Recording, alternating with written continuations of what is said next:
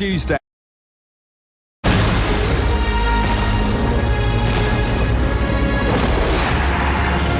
This is Sky Sports Live.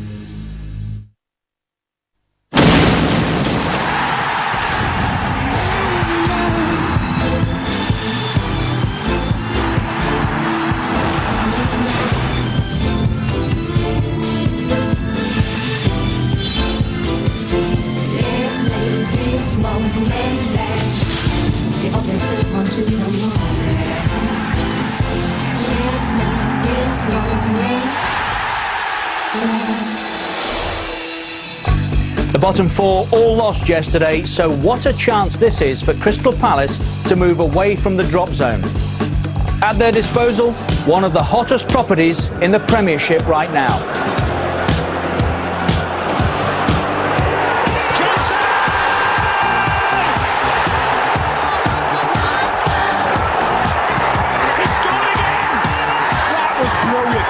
Superb. Good work from Andrew Johnson. Yes! It's gone into Johnson. Who else? Andy Johnson.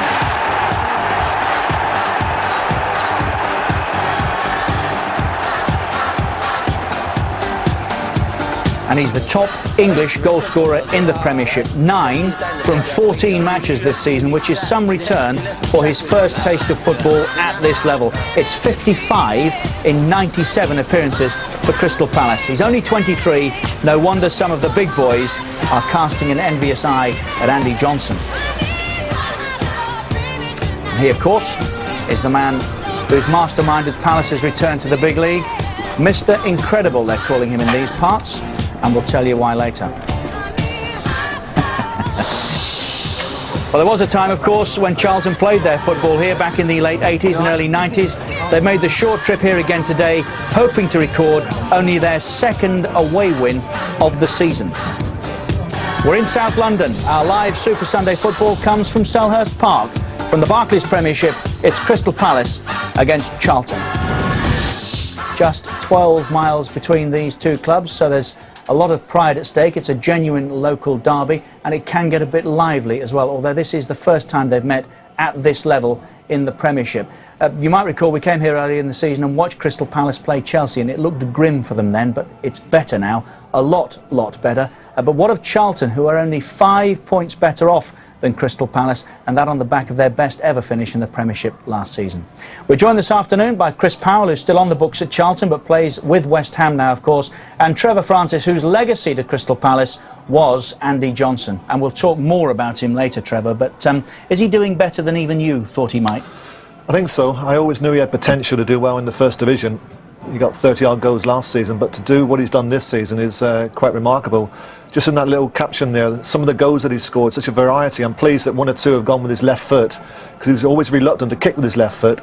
We used to have him in Wayne Routledge back at the training ground on an afternoon, just striking balls against the wall, just to get the confidence, you know, to be doing it in a game. And I'm pleased to see that he's now sticking him in with his left foot. And what of Charlton, Chris? 7th last season in the Premiership. 1 or 2 big money signings in the summer. Would they have expected to push on from there? I would think so. I know I actually spoke to Alan on Wednesday, and he's disappointed with how it's gone so far. But if you look at the games they've played some big sides away from home.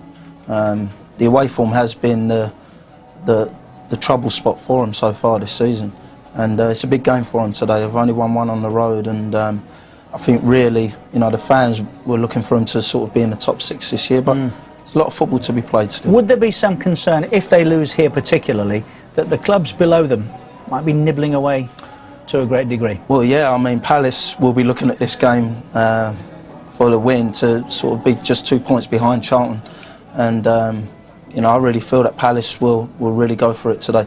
I mean, Charlton, they don't want to get sucked in to that relegation area if they lose today, but I think they've got a run of games after today where if they lose a few of those, I think they've got sides such as Fulham and Norwich, sides below them, that, you know, if they go into those they're games, must-wins now, losing, those without matches. a doubt, definitely. It's unusual, isn't it? The bottom 4 all lost yesterday. Generally somebody picks something up, don't they? And it looked like West Brom for a while until 4 minutes from the end at Fratton Park. Yeah, when you look at the West Brom, defence, they've got some big guys there, and Darren Moore and Darren Purse, but that was a free header for Dazoo. He did the same last week at Bolton to get the match winner. This one here, I think is very questionable. It's brilliantly taken by Luar, but, for me, he looks 2 or 3 yards offside. That's sensational, by the way, the celebration. It was as good as the goal, sensational. We'll see later in the last word whether he was on or off when Andy gives us his thoughts on that. But this is a smashing goal, isn't it? The one that Fulham won with at Norwich. But this is also, question mark. It's very well worked. Good little flip from McBride there for Andy Cohen. When he's in that one-on-one position, he does tend to score. But I think Andy may look at that later and possibly say that was offside too. And Southampton came away from Old Trafford without anything. It's 4 wins from 4 now for Manchester United at the other end. But would the Saints at this stage of the season, Chris, have some real concerns for themselves? Well, they're in a bit of a problem because, Steve Wigley, the pressure's always on him, and you're not too sure what the chairman's going to do. And I'm sure they didn't expect much yesterday at Old Trafford. I truly believe they got a point there. But surely Blackburn would have expected. Remember, they kicked off late yesterday, so they knew all the results. Would they have expected more from what they got against Spurs? Well, I think so, because they've done quite well of late. They got a good win at Fulham last week. I'm sure they would have looked to have followed it up against Spurs, but it's a great run, this from Burn. It starts off with a weak challenge from 2 guy, and he goes away from him, and the players get dragged to the ball, and Keane arrives late, and it's a superb, side-footed finish. So you mentioned, Crystal Palace, all the results have gone for them, but they're not looking at just today's game, because I think the next 2 games, they're home to Blackburn next weekend, could determine the future of the football club in the Premiership. And just on a style note, that celebration of Keane's nowhere near the class of Luar's, incidentally. Bottom 4, West Brom, Norwich and the Saints, those are the 3 in the drop zone right now. Then come Blackburn. Now look at Palace, 16th, 13 they returned from 15 played. As Chris was saying, if they win here, they're right on the heels of Charlton. And Birmingham, another of the teams who had a really good season last year. In fact, they were never out of the top half last season. This time around, they are one of, well, Steve Bruce said 10 clubs yesterday in the relegation tussle. It's probably more like 8, and Charlton would be one of those right now. So ahead of Palace, Birmingham, Fulham, then come Charlton, Spurs and Newcastle back into the bottom half this weekend after losing heavily at Stamford Bridge. Manchester City, of course, play Middlesbrough on the Monday Night Football. Pompey up as high as they've been all season. Bolton 8th, and they'll be disappointed they haven't won in 5 now.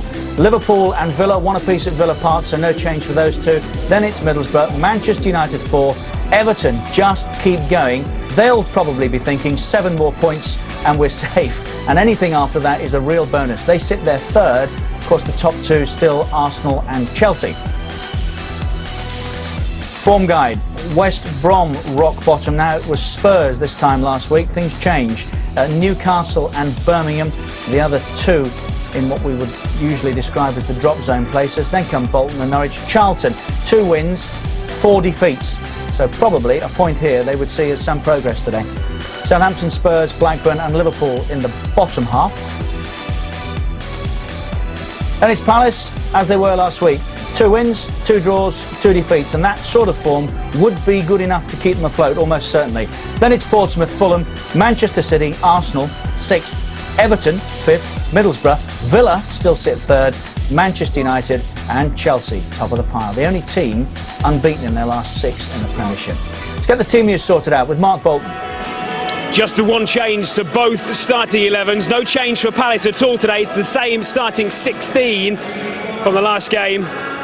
As for Charlton, the one change. We'll come to that next. Let's start with that Palace side then. Ian Dowie keeping faith with the 11 that started against Southampton last weekend. It's the same 16, as I said. The major doubt today was Ben Watson. He's been struggling with a thigh injury, but he's been past fit, so Palace are unchanged. Aki Riolati was the other doubt that plays despite continued discomfort with an Achilles problem. Wayne Routledge makes his 100th appearance for Palace today. Palace's hopes, as always, rest with the country's 2nd highest top scorer, Andy Johnson. It's 9 Premiership goals in 14 for AJ. Charlton, well, Alan Kerbishley, just the one change, as we expected. Herman Hreiderson comes back at the expense of Paul Konchesky.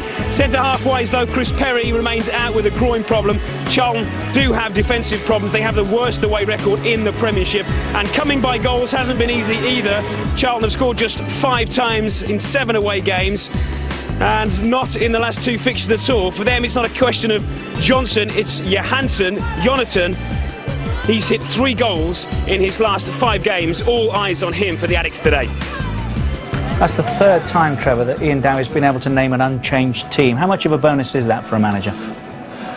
It's always a bonus when you can keep your players fit, but I think that Ian Dowie's fortunes changed when you mentioned they went to Aston Villa. The first 6 games of the season they were playing 4-4-2 and they were too open. They were losing goals and losing games. They collected just the 1 point. Since then they've accumulated something like 12 points, and it's all come about, I think, through a number of factors. I think Fitz all moving from midfield to the back. I think he's formed a good partnership now with Popovic. They changed the goalkeeper, but the most important factor was they now play with 3 central midfield players. Ben Watson's come into the team. They've got 2 wide players and just Andrew Johnson up front. And it's made them much more solid in the centre of the park. That's the biggest reason for me. Well, let's check out the form. We remind ourselves that Palace have been promoted to the Premiership 3 times. But of course, they've gone back 3 times as well. And after the first few weeks of the season, it looked as though they'd be going straight back down again. They had only 1 point from their first 6 matches. Sensational goal by Thomas Gravison. Chelsea have a second. And that's down as an own goal by the Crystal Palace skipper. Palace stay bottom. But then it all changed. They got a point at Villa Park, only their 2nd of the season. Here's Johnson. Super finish. A week later, they got their first win of the season. Johnson looks to get in here. Who else? Andy Johnson. Crystal Palace up and running.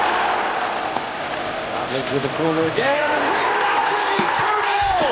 Selhurst Park celebrates their first win back in the Premiership. In their next match at Selhurst, Johnson scored again to get them off the bottom. Andy Johnson needs a second invitation to run and scores another goal. And a week later, they got their first away win of the season with another Johnson goal. Johnson's on mark and he's picked him out. It's Johnson against his old club. There could only be one outcome. By their own standards, they were in the middle of a real purple patch. When the champions came here, they hit back after going a goal down. Brigilati! How about that? And they could and should have got a second. They went to Liverpool and scored twice, but it wasn't quite enough. Coker with the shots! That is fantastic!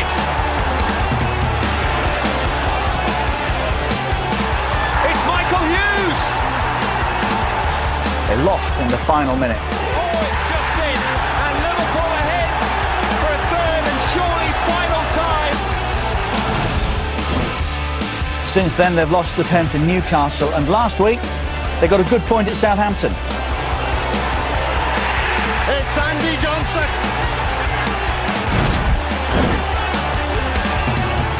It's always Andy Johnson. It's early in the season, but and you were here to see them play Chelsea. Do you fancy them more now to stay afloat in this league? I do, because if you look around at the teams that they're battling with, the likes of Birmingham and Fulham and Southampton, I think they've got better quality players than what Palace have got. But what they don't have is a strong collective spirit, which Ian Dowie's instilled in this team. And I think that's going to, do them proud throughout the rest of the season, because, without that, I can't see Palace surviving. But I think they've given themselves a real chance now. It would be territory where they haven't previously been. Each time they've come up, as I said, they've gone straight back down. 95, they were one of 4 teams relegated that season as the Premiership came down from 22 to 20. What's the key for you, Chris? How do you survive, as Charlton have done now? Well, in fact, for 5 seasons since they came back the last time. It's always that first season when you come back up from the Championship as it is now. If your team adjusts and just survive, then I think they know the following season what to do.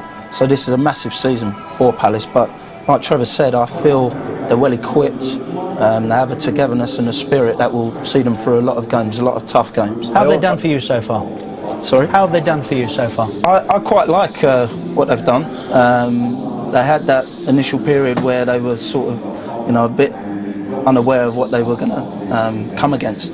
But I really feel now they've adjusted. They've got a system, the 4-5-1 system. It suits all the players.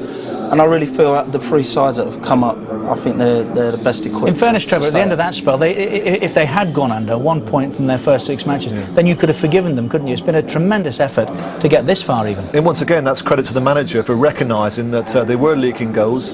There was too much onus on the two central midfield players, Rialati and Hughes. Hughes is a very offensive player. He likes to get forward and support Andrew Johnson. So he brought another midfield player in, and that's made him much more difficult to beat. But I think we should also, we've already mentioned Andrew Johnson. It's imperative he stays fit, because if he sustains an injury and he's at the team for a period of time, that could seriously jeopardise their chances, of course, of staying up. It's Crystal Palace and Charlton live this afternoon on a Super Sunday, and that's not the gaffer, that's Brother Bob, who's very much a part of the football setup here, director of football, as you can see, but he more than plays his part. Part of the incredible twins, I suppose you could say. He's Charlton's Mr. Incredible, Alan Kirbishley. We'll be hearing from both managers when we come back.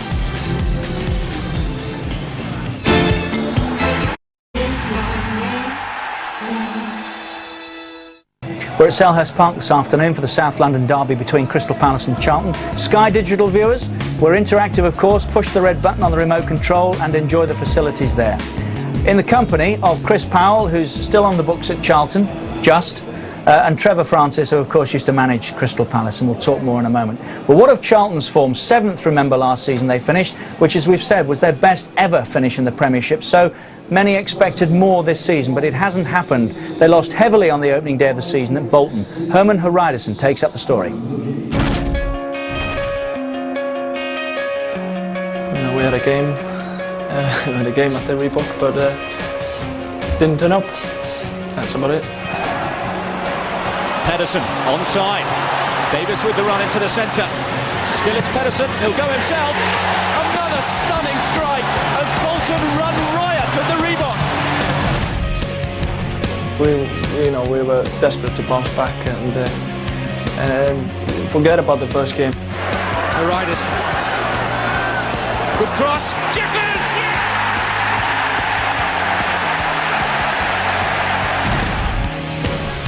Wasn't as bad as Bolton, to be fair, but the goals change games, and they scored some cracking goals. Sean Wright-Phillips. Oh, what a stunning goal! We didn't dwell on that. We just kept going and couldn't wait for the next game to put it right. Draw was quite was a fair result. I thought we played well on the day, and they're always a hard side to play against. They'll create chances, and they'll always be a danger. Bellamy! Super goal for Newcastle United.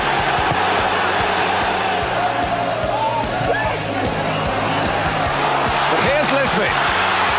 It's not a great finisher, but it's got in eventually. It's to get the first away win.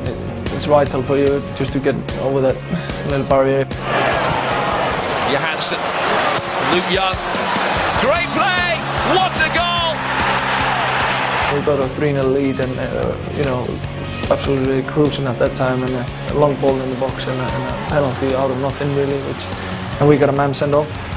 It changed the game a bit. Keane! Well, we came away with 3 points, which was absolutely vital to the season for us.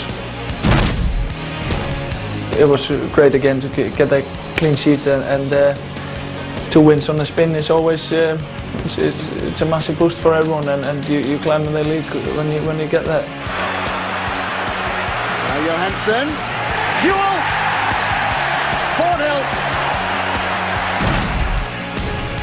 4-0. Wasn't a lot in the game. Come out second half from set pieces. Disappointing for us, really.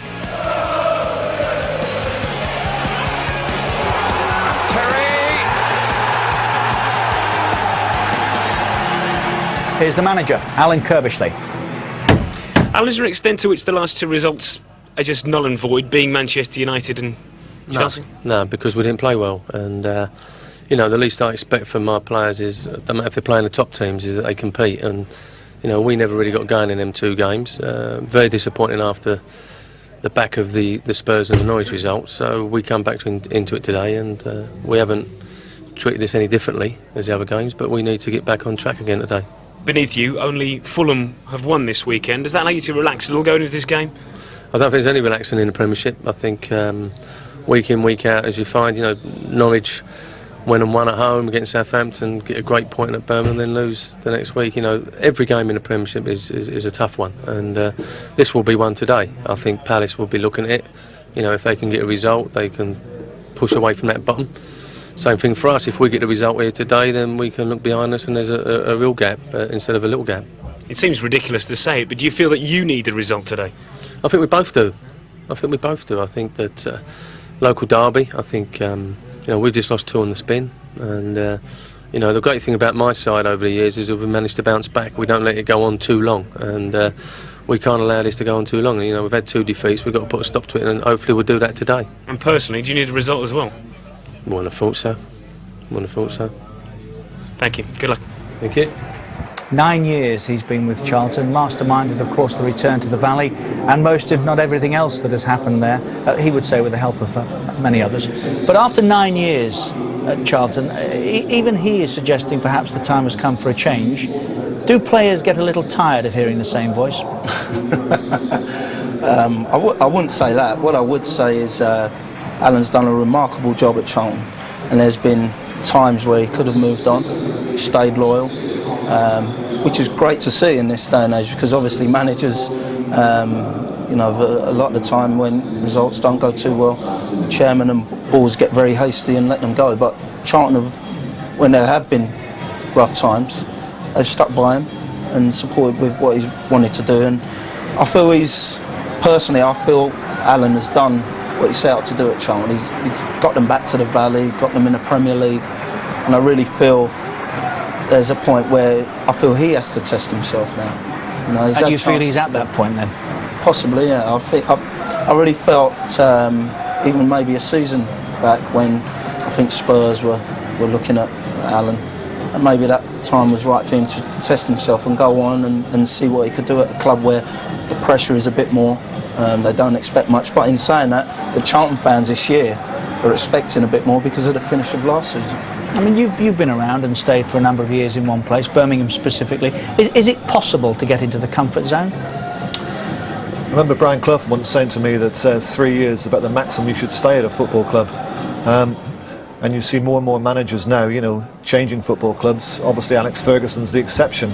But I think that Alan Kirbishley has got plenty of time this season still to turn it around, and if he was to finish in the top 6, which the team are capable of doing, you know, then everyone would be saying it's another fantastic year for Charlton. But he finished 7th last year, Trevor, yeah. and with great respect, there are other clubs that you would look at and say, well, they're bigger than Charlton. Yeah. That would be a test for him. Has he not got to go somewhere now and have a go elsewhere? Possibly, you know, there's something that he may consider as the season progresses, but I think this season, I think they've been, you know, they've lost Scott Parker, and I think that it was a big loss. He was the heartbeat of the team. Okay, they received £10 million, you know, pound from Chelsea, so it's up to Alan then to try and invest in the team, you know, to improve the all-round, you know, squad.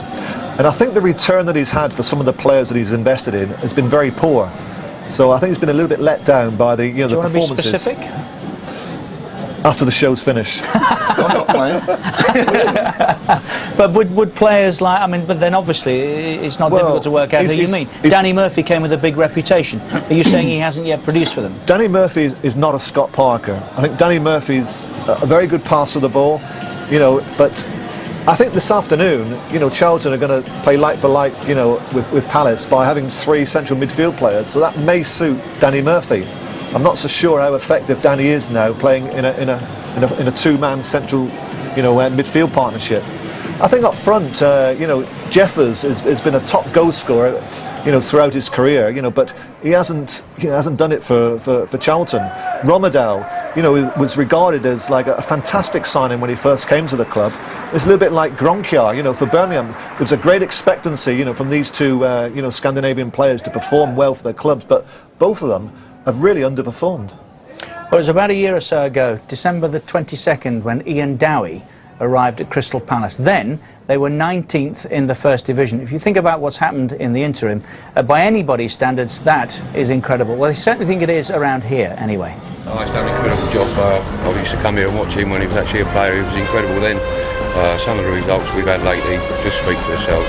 Kemba goes, Dowie comes in, and the turnaround has been absolutely incredible. From then on, it's been up and up. Well, he's done wonders for the club, really. You know, obviously promotion to the Premiership. You know, hopefully looking, you know, the way we're playing at the moment, hopefully avoid relegation. Well, he's incredible, isn't he? He's done so much for the club, and he's just magic. The Palace fans have no doubt about it, but do the players think their manager is Mr. Incredible? Got a couple of other nicknames here that we won't go into. I know what you mean, yes. I can't say he looks similar, but I might get dropped. No, but he's done miracles for us, and obviously he's very liked among the players and among the fans, and he's deserved it.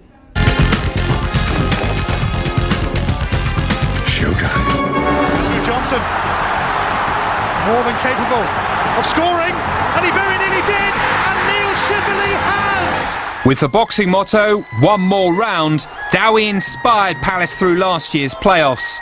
In just 5 months, he convinced relegation battlers that they'd been punching well below their weight. Got lots of little phrases, and he's well read, certainly, and he you know, he likes to use things that he's seen in the past and heard in the past, things that, you know, draw a note with him, and he'll pass it on to the players. And he's got a lot of sayings, a lot of little phrases, and his team talks before games can be very passionate and inspirational, certainly. Going up was one thing, staying up would be even tougher. We have a new assignment for you. Showtime. Their Premiership introduction, though, was anything but incredible. After 6 games and just 1 point, they were bottom. We had to learn the fact that when you have the ball, you have to keep it. You have to be patient with it, because if you don't have it, you do an awful lot of running, and you end up very tired. Yeah. So that's... Some games you felt you needed another ball, so we did keep it for a while. So in that aspect, yeah, Ian, I think he realised that after 4, 5, 6 games that we needed to concentrate maybe a little bit more on keeping the ball, on playing our football, and you know, he changed it around slightly in that respect, and that's when we started to get a few results. We changed the formation slightly, put 5 in midfield. It was a masterstroke. With more legs in midfield and one cool brain in attack, Palace then picked up 11 points in their next 6 games. During this run, Dowie and influential fitness coach John Harbin sat them down to watch another boxing video, Muhammad Ali's Rumble in the Jungle, for the visit of champions Arsenal. Ali was on the ropes and getting a battering, but he knew what he was doing. He was in control of his own destiny, so to speak, and when he timed it just right to strike, and it was to great effect. Rigolati! How about that from Crystal Palace? Fighting together, laughing together. Can Dowie's boys stay up together? Psychologically, it's important that we keep ourselves out of the bottom 3, because that's a massive boost, and it's horrible to look at the table. Try to look upwards all the time. And upwards has been the only direction for Palace since Mr. Incredible landed at Selhurst Park. And if you're wondering about the references, of course, The Incredibles, a brand new movie out for Christmas time.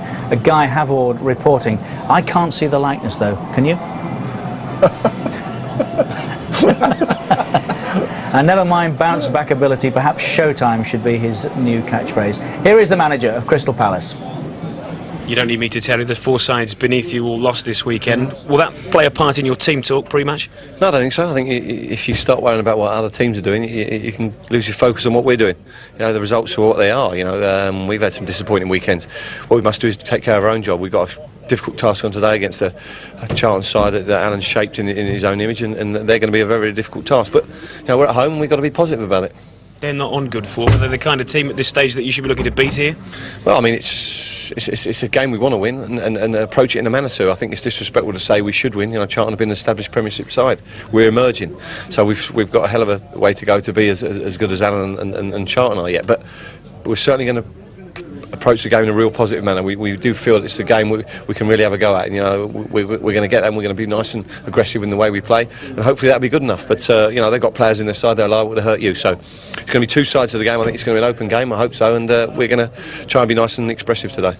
This could cap a great weekend for the club, couldn't it, if they get the 3 points? Yeah, I think so. It's important. You know, it will make a big stand, make a big difference to our position in the league. Obviously, we go up one place above Birmingham, but also it puts us in touch with teams above us. And we've got with Blackburn to come next weekend. It's a key week ahead for the club, so we're looking forward to it. Confident? I'm always confident because I've got a great group of players. But you know, this game is a habit of kicking you in the way you don't want to be kicked. But I'm not going to make any predictions. But we're confident because the lads are fantastic. Good luck. Thank you. See, in fairness, Chris, he's right, isn't he? Although they're at home, although their form's not bad, this isn't a should win for Crystal Palace at all, is it, against Charlton? No, not at all. I mean, obviously it's a London derby, but Charlton, you know, they know they're in for a tough game today. It's going to be, you know, a Palace side that's quite resilient, and I think there's a lot of similarities really between the two sides. But I think the key today will be Johnson. I think if Charlton can handle him. They've got some players in Charlton's side. Young Jerome Thomas has come in and done particularly well. And you know, if they handle Johnson, I think Charlton could get a result today. Obviously, Alan's worried, you know, about his away form, and it appears that he's going to do something positive this afternoon by reshaping the side. I think he wants to get them a bit stronger in the centre of the park. Well, what they've done, when you mentioned Danny Murphy earlier, is they're playing 5, but they're actually giving Danny a bit of a free role just behind Sean Bartlett. Because, like you said, Danny was in a 4-4-2, wasn't really working for him. He's got more fitter now, working with the sports scientist Nick Davis, and now he's sort of reaping the rewards. They've got some good results. First time it worked was at Spurs, and they beat Spurs 3-2, and I just feel that they're going to do that away from home. They may tweak it at home, but... And in fairness to Danny Murphy, in case you thought perhaps we were a little harsh, new club, new environment, he was prepared for the challenge, in fairness, wasn't he? Could have sat at Anfield, but wanted to test himself again. He also could have gone to Tottenham. That's right. So, you know, he made what he considers to be the right decision, you know, going to play for Alan Kirbysley, and there's still plenty of time for him to achieve what he's done, you know, prior to going to Charlton, because he is a very talented player. You don't play, you know, for England many times he's played without being a good player. It's Selhurst Park for us this afternoon on a Super Sunday. Crystal Palace and Charlton Athletic. You can see there's a spring in the step of the manager and the director of football. They are look-alike, aren't they? When we come back, we'll be talking about the top English marksman in the Premiership this season. AJ, Andy Johnson.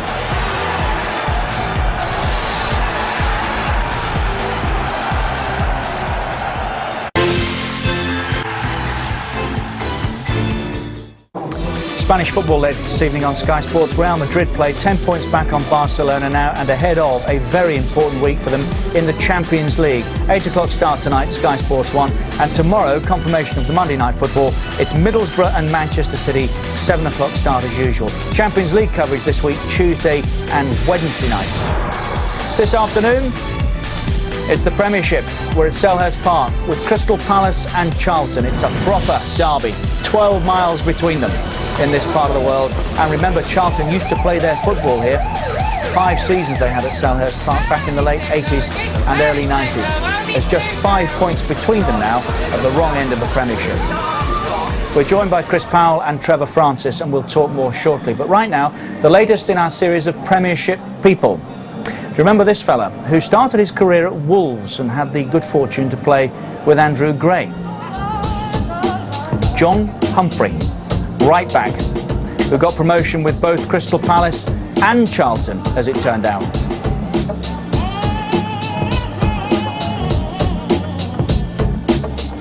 These days, he's a PE teacher locally. Coaches football, of course, but he can also turn his hand to a bit of rugby as well. I retired in '97 professionally, then I decided to go into non-league for about 2 or 3 years. And in the meantime, I was fortunate to land a position here as a coach through a good friend of mine, Colin Pates, who's the master in charge of football here. Colin was an ex-colleague of mine at Charlton, but he'd been at Arsenal and Chelsea before. So I spoke to Colin and said, can I come down and do some coaching? He said, fine. I also take the under-15s at Charlton, the academy boys, and I work on a match day at Charlton, looking after the corporate hospitality. So I work 7 days a week. I first joined Charlton in 1985, and I'm still working over there. So I've seen, I've seen the changes that have happened over, nearly a 20-year span. So it's incredible what they've achieved, from leaving the Valley to going back and to creating, this proposed 40,000-seater stadium. I think it's fantastic. I've had a bit of a checkered career, I suppose, with Charlton and Crystal Palace. It's been promotion, relegation, but it's part of football, and you have to accept it, and it makes you a stronger character, I think. What shoulder should you be running onto? Inside. Okay, which side? That side. That side. So when you're running, that's where you should be. We were probably 1 or 2 players just short of being a top 6 side. On paper, we were, and even when we were relegated, when you saw the price that some of our players went for, Chris Coleman, Gareth Southgate, Chris Armstrong, I wouldn't say that we underachieved, but we didn't really live up to, or some of the players didn't live up to their value, shall we say. He was your typical centre forward. He was big, strong, aggressive. He was a winner. He's very passionate about his football, and I can quite understand why his team have turned things around now, and they're performing well. They're picking results up. He's turned things around, and they're playing with a lot more confidence and spirit, and he needs to keep that going. And if anyone can, Ian can. As I say, he's very passionate about his football, and he's a winner.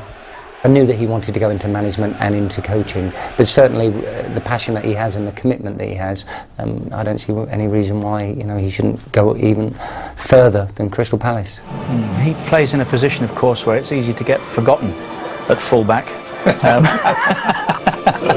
6 years with Palace, 5 years with Charlton. He seems like a very nice bloke, John Humphrey. He is, yeah. He was a fantastic player, I felt, and still involved with Charlton. And teaching at a local school, which one day I hope to send my son to, so I hope he's still there. But John done particularly well for Charlton and for Palace. He's well liked at both clubs. And some good judges tried to sign him once or twice in their careers. Did they not, Trevor? Well, my first managerial appointment was QPR, and I had a deal arranged with the Charlton chairman. It was a double deal, actually. John Humphrey and remember Paul Williams, the striker? Yes. Eventually I linked up with him at Sheffield Wednesday under Ron Atkinson, but he decided then to change his mind, so neither of them came to QPR, but I think there'd have been 2 good additions at the time. Remember Paul Williams, the defender, as well? Yes, that's right. Yeah, he was a good player. Yeah. He played for Coventry. Yeah, he did, funny enough, yeah. Speaking of chairman, we should get a word with Simon Jordan, who's with Mark Bolton.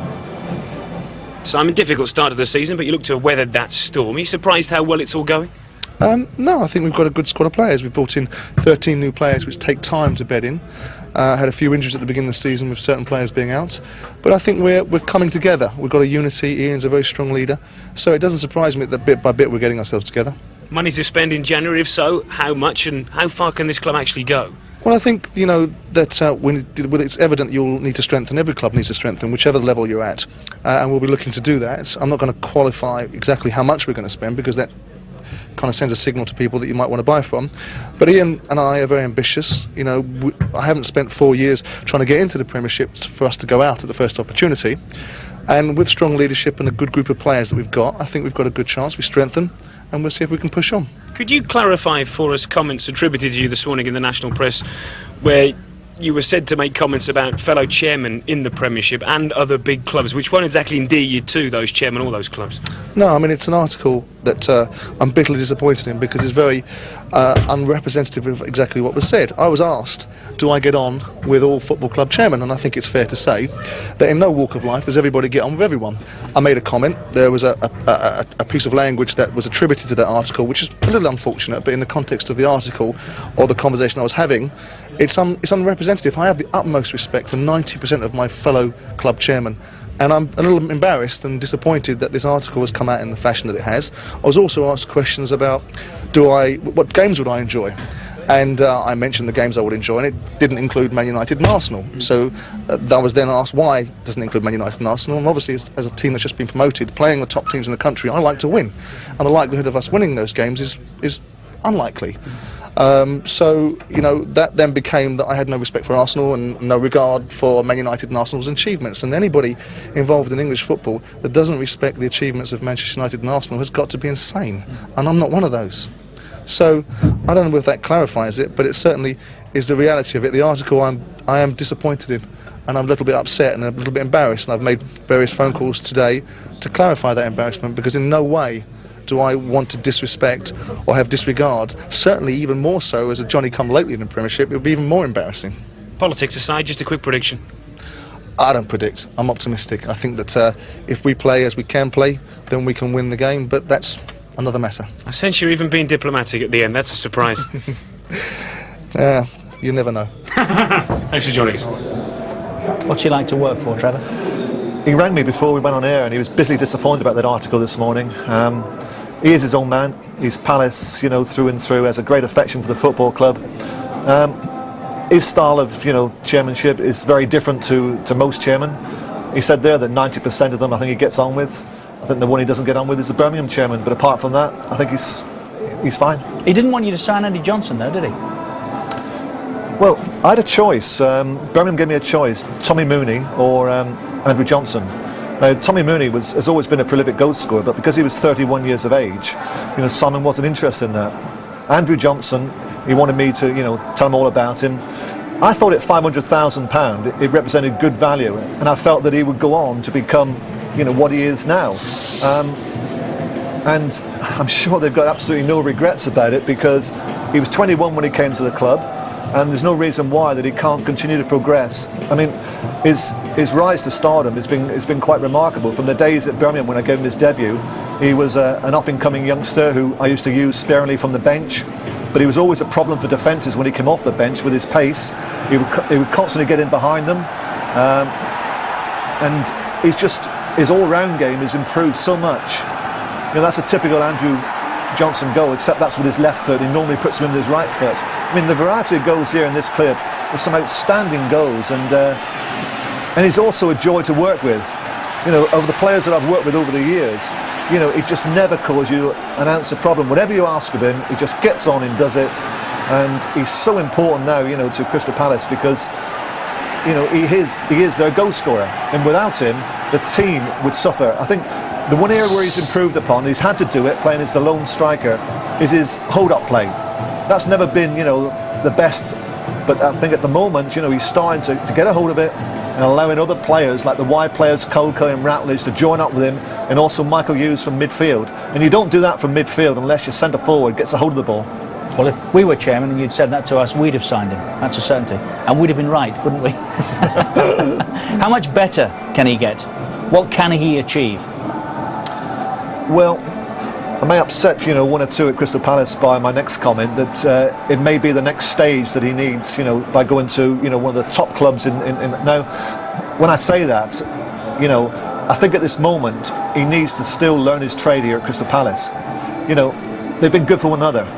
You know, Crystal Palace have given the opportunity or the platform, you know, to display his skills. And he's got to stay here, you know, to, you know, for probably a couple more years, you know, to help try and consolidate Crystal Palace's position in the Premiership. But with respect to Crystal Palace, they're never going to be a Liverpool, a Manchester United or an Arsenal or Chelsea for that matter. So I think really for him to go that extra stage, in time to come, you know, he may need to move on to one of the real big clubs in the country. It is a stunning start though, Chris, isn't it? 9 in 14, and it's your first taste of this level of football. It's fantastic. But what I would agree with Trevor there is that I just feel as long as Palace stay up this season, I think a lot of the bigger clubs will be looking at him next season to see if he can carry it on. And if he does, then I feel then he may move up a level. But I mean, he's only 23, so there's still a lot of football to be played by Andrew Johnson. But and is there a getting to know you process both way around? Of course, him this league and this league him. I would say so. Looking at the majority of his goals, most of them he's on the shoulder of the defender and he gets away. I mean, he's got the biggest asset you can have in the Premier League, which is pace. and once he's in his stride, he's away. So I think teams will wise up to it, but whether they can stop it is another matter. Just to put Crystal Palace supporters' minds at rest, You're concerned now, aren't you? No. I just want to say that, chatting to Simon, I actually put the question to him: if he gets a big offer in the January, window when it opens, would he sell him? And the answer was a categoric no. Well, he doesn't need to in January, does he? That might be a different answer come May, perhaps. Richard, he doesn't need to, because if he wants to stay in the Premiership, which I'm sure he does, then he's got to keep Andrew Johnson, whatever the offer is. Without Andrew Johnson, I don't think they can possibly stay in the Premiership. First meeting for 14 years between these two teams. It's their first at this level. The last April 1990, when Palace won by 2-0. Charlton haven't done especially well here, as you can see down the years, just the 3 wins. So Palace, we've mentioned it once or twice, up 3 times, back 3 times. They've got to try and do what they haven't previously, and that's stay in this league. And here's somebody else who lives in the fast lane, certainly this weekend, alongside Andy Gray, Martin Tyler. Well, I'm lucky, Richard. I know South East London and I can get through the traffic all right. You got here okay. I know you're not so keen on coming to Selhurst Park. It's just awkward. Satellite navigation, that's the secret, son. Best things Who's ever going been to navigate invented. themselves to the points today? I think it's a difficult one to predict. I think it's funny enough, listening to Alan Kirbishley, I think he's absolutely right, and he says that both teams need a result. That's why I do think this will be an open game, Mark. When you look at the fixtures both of these have coming up, I think a big spell in both their seasons starts today, and I think the next 4 or 5 games for these two will define where they're going to finish, and that's why I think this is a really big game, a tough one to predict. Let's have a look at the teams for you. Crystal Palace are able to field what has become their first choice 11. A couple of fitness concerns proved groundless in the end. 19-year-old Ben Watson had a thigh strain, he's okay. His midfield sidekick Aki Rihilati, he plays on despite an Achilles tendon problem. Rihilati, the second highest scorer with 2 Premiership goals, only 2. It confirms the importance of Andy Johnson, who has adjusted so well to life in the top league. Charlton Athletic bring back one-time Crystal Palace defender Herman Hreiderson, who had a back problem last weekend. But otherwise, Alan Kirbishley sticks with the side that was outmanoeuvred by Chelsea. After all, they're not alone in that respect. Only Talal El Kakouri and Danny Murphy of the summer signings are in the team. Rommedahl and Jeffers are on the bench. And Brian Hughes can't even get a shirt at the moment. Well, often when you get teams who line up like for like, it might be one of these where they cancel each other out. I hope not. But it's a very familiar system now that Ian Dowie's, whether he's stumbled upon it, whether he's found it, but it's worked for them in the last couple of months. But this is a big game for them. Obviously based around the goal scorer at the top of the end of the pitch, and Andrew Johnson. Can't overestimate his contribution here. And in a system like that, wide areas are vitally important. Routledge coming from here, Kulka from there. Important that when you play in those areas that you do support the front man. I think today Ian has said he wants to get them further forward as well, so it could almost be 4-3-3. I think at times it will be, Martin, and I think they'll also get good support from Rihilati in midfield coming forward as well. And Michael Hughes, who'll not drive past the ball, but he will back up play very well indeed. And anything dropping 18, 25 yards from goal, then certainly Hughes looks like he would be on the end of it. And then we worried about Charlton, what they would come in with and what Alan Kirbishley would do with his system, with his formation, and this is what he's come up with again. It's very much like for like. You look at the centre of that midfield area, that may be key for me, because in Holland and in Danny Murphy and in Kishishev, they have a far more experienced trio at this level, and that may be a key area. But with Johansson playing on one end and Thomas on the other side, that's an area again. Will they get both? There's a definite goal scorer in Jonathan Johansson, there's no doubt about that, coming from this side. But as Jerome Thomas, has he got goals in him come from this? We'll wait and see. But that's the key area when you come against this. That 5 against Crystal Palace's 5. Who wins that battle? That might just be the key to the game. Well, Charlton gained promotion here and enjoyed their 4 seasons in the top division, while Selhurst Park was their temporary home. But their fans didn't really enjoy the experience. In fact, many refused to attend those games. So those who are here today would love to see a win as visitors from their beloved valley.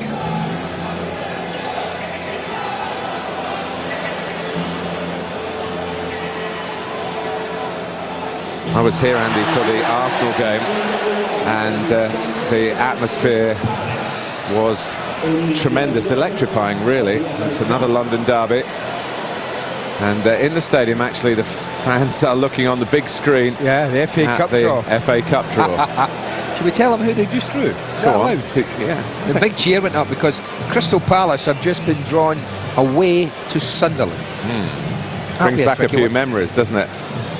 I think we'll will bring give all the details on that draw to you later on in our programme, of course. But given the proximity of the two clubs, the 12 miles apart, I'm surprised it's as much as that, but if Richard says so, it must be the case.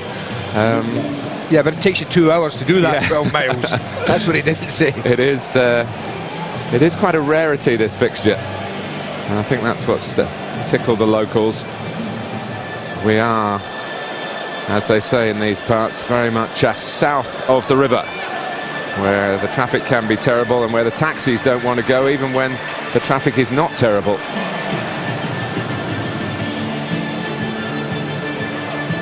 I don't think one game quite makes or breaks a season, but Charlton do feel, Andy, if they get to 21 points, which a win would give them today, it would put them in really good shape for 22 games ahead, more than halfway towards that accepted tally for survival. And despite finishing 7th last season, they come in with a blank sheet of paper a new season.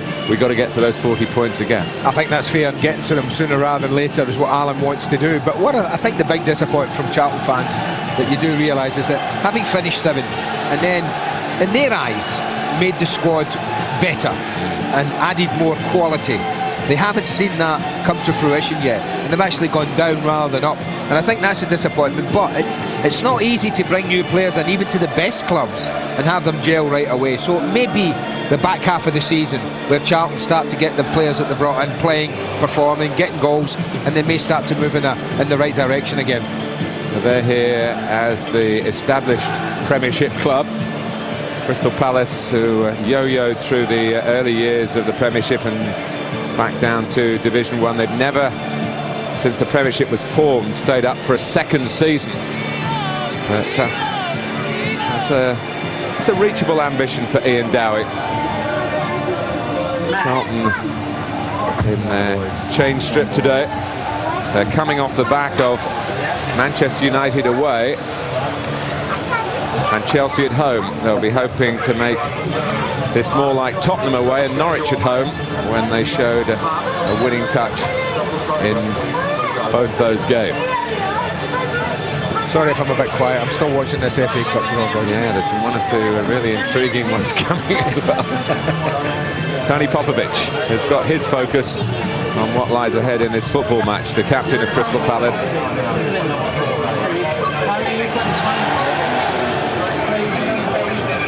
Charlton now in the frame in their cup draw. Mr. Gray will keep his thoughts to himself. All I will do is tell you that they're at home to a club from a lower division, which should keep them all happy if that filters through quickly. But you know, Crystal Palace without a win in November, it's not quite as stark that statistic as it sounds. That terrific draw here against Arsenal. They twice led at Southampton in another thriller. They scored twice at Anfield, only to lose to a last-minute Liverpool penalty when Palace, by their own admission, switched off. The one real disappointment, I think, was a 2-0 home defeat to Newcastle. Although the goals came late in that game, Palace were poor, really. I think a lot of people pointed after that lovely run they'd had when they got those wins back to November being a big month for them. They haven't quite had the results they wanted. Although a great performance against Arsenal, you talked about it. Unlucky at Anfield. But it's points that concern Crystal Palace. And that's why I think when you look at the next 3 home games, today, next week Blackburn, and then 2 weeks after that, I think they play Pompey. Games that you have to, if you're Crystal Palace, identify that you're going to win them. Well, it was a very useful day for Crystal Palace yesterday, and I guess Charlton as well, with all the bottom 4 teams below them in the Barclays Premiership losing.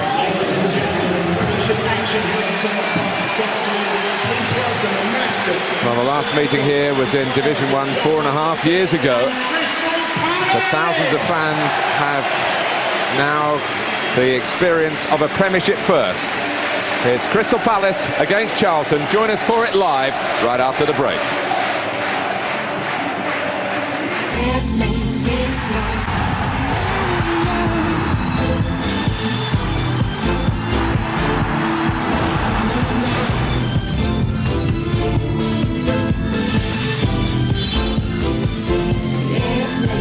this moment, give up yourself until no more.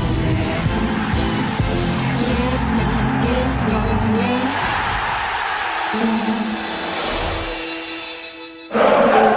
Super Sunday football from South East London this afternoon. It's Crystal Palace against Charlton for the first time in the Premiership.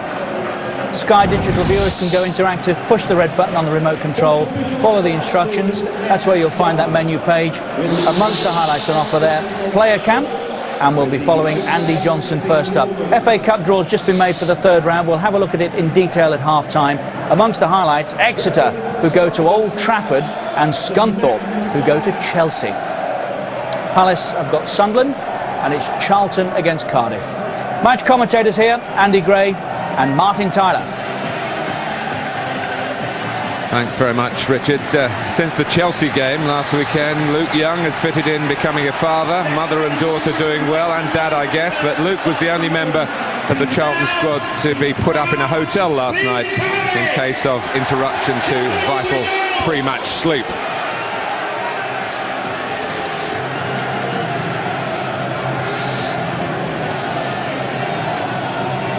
So the one-time tenants here at Selhurst Park, Charlton Athletic, start the derby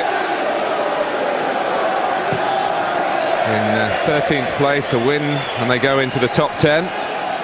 Crystal Palace down in 16th would go 4 points clear of the bottom 3, and that's the major tilt.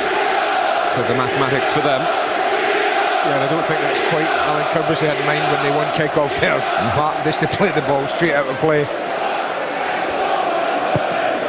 Well, the setup with the 5 men in midfield. It's a trend in the game at the moment. Arsene Wenger has actually spoken out against it, but I think you can see why teams do it. It asks a lot of the front men. We've got Andy Johnson and the Palace vanguard, who is giving Matt Mathias an easy decision. It's a free kick to him and his team, and Michael Hughes is across to spot it up. Phil Bartlett doing that job for the other team. So he's quick, Johnson, isn't he, man? That's the thing as well. Going to give defenders problems any time he gets tongued and going at them anywhere on the pitch, whether it's wide or through the middle.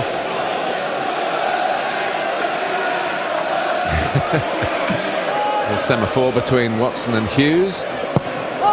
Hughes hits it low to Fitzhall. A bit of a slice clearance, but a clearance nonetheless from Jonathan Fortune, who's keeping his place in the team. Chris Perry might be out for several weeks. Mark Fish still not fit.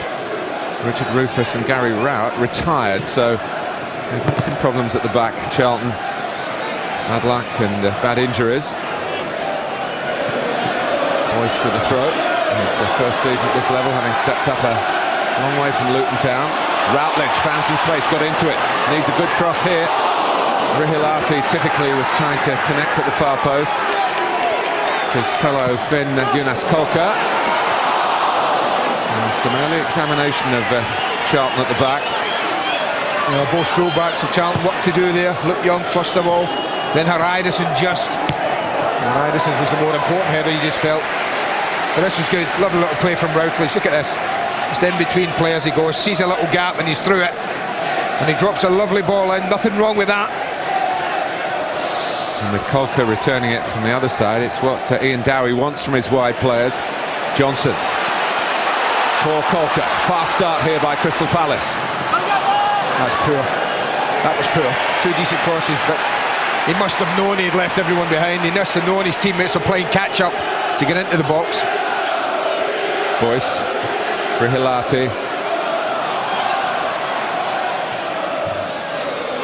Here's Jerome Thomas, who Charlton signed from Arsenal. He's getting a run in the team. Getting a run from midfield here is Danny Murphy. Almost broke Bartlett's way.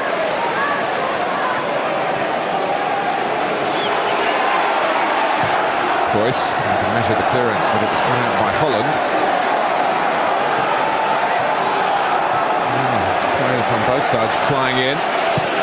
Palace are right on the front foot, absolutely no doubt about that.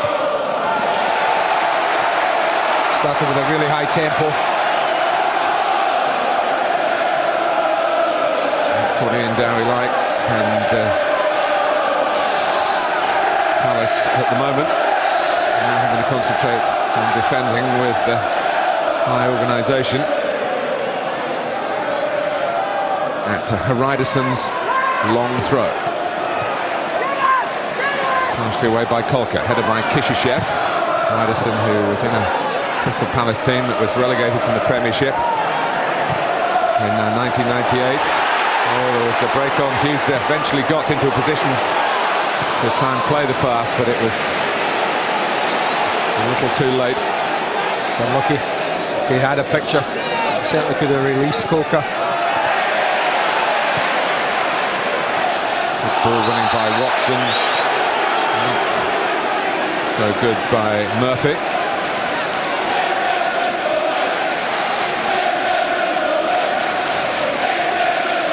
That season when Hridison was relegated as a Crystal Palace player, that was their previous campaign in this league. They won only 2 home games the whole season. They've won 2 already this.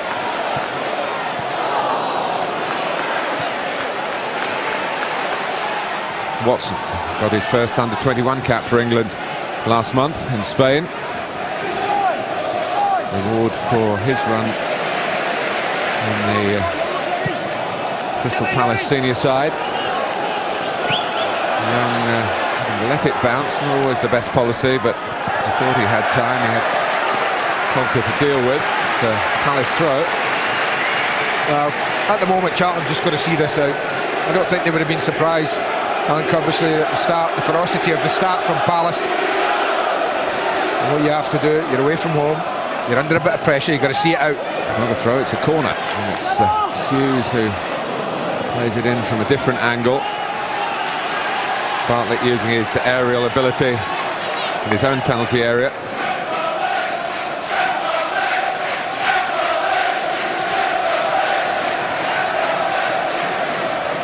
Charlton have only picked up 4 points on their travels. They won at Tottenham through Birmingham. Johansson trying to lead them forward here.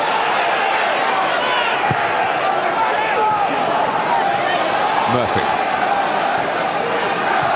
Kishyshev. Hridison missed the Chelsea game, although he was a substitute and came on late because of a back strain.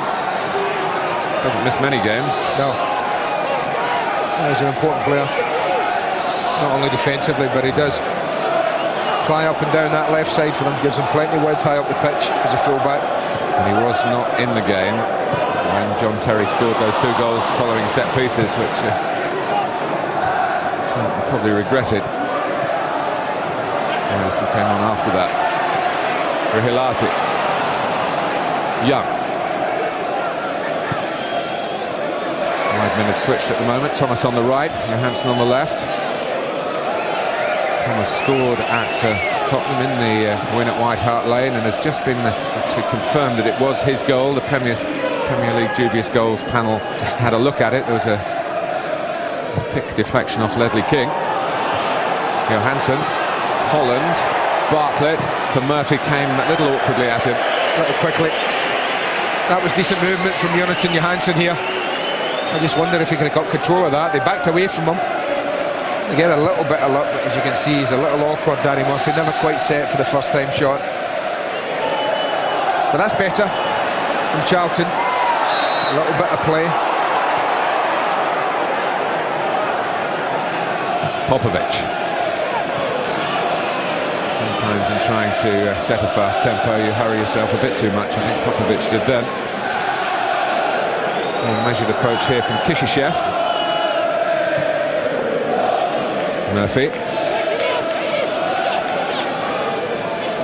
Thomas. 1 or 2 chances at Arsenal in the Carling Cup philosophy of Arsene Wenger, but I think it's good, an example for others maybe still at Highbury, that if you can take what seems a step downwards, and then you are playing in the Premiership and getting a regular game and testing your ability at an age where you really should be doing that in senior competitive football.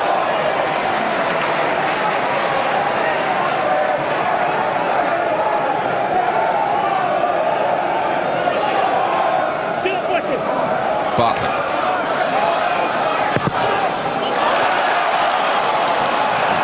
corner if that was the attempt. It would have been just to get a cross in for Bartlett, but neither a corner nor a cross. Easy for Gabor Kirai. Very much now the first choice goalkeeper here for Ian Dowie.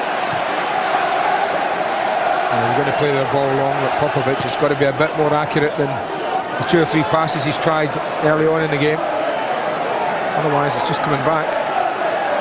Rahilati. Johnson. And Routledge was back on his heels, and Johnson probably heard the team talk saying we want the wide men to get forward. Yeah, but even he wasn't going to get that. No.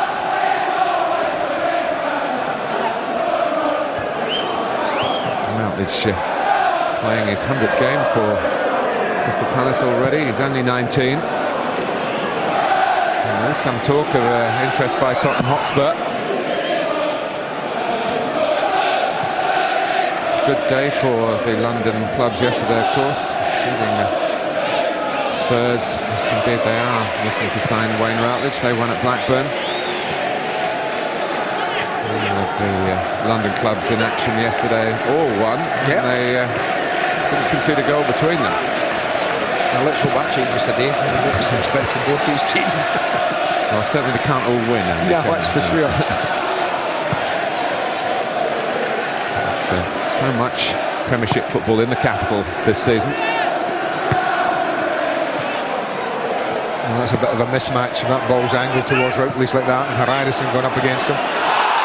Just speed again. I don't think he's anything malicious in that tackle from El Kakuri. A fortune, sorry. Yeah, it's just that he's so quick, he's lively. You would expect that in a guy who's got 9 Premiership goals already this season. He's just very, very sharp. I'm pleased to see the referee has given him a benefit of the doubt. Could easily have gotten a card there, but he was just beaten by just sheer pace. Actually, there was a misjudgment, wasn't it, by Kishishev, who let the ball bounce over his head, so suddenly Fortune had to come and make a challenge, but Andy Johnson is very slippery. Matt Masai in keeping with the refereeing philosophy these days, giving the players a chance, just trying to manage the match. That's Johnson helping it on. Needs saving by Dean Kiley. This is a decent effort. Just not enough pace on it. Just got a little too much height on it. It's certainly meant to direct it that way.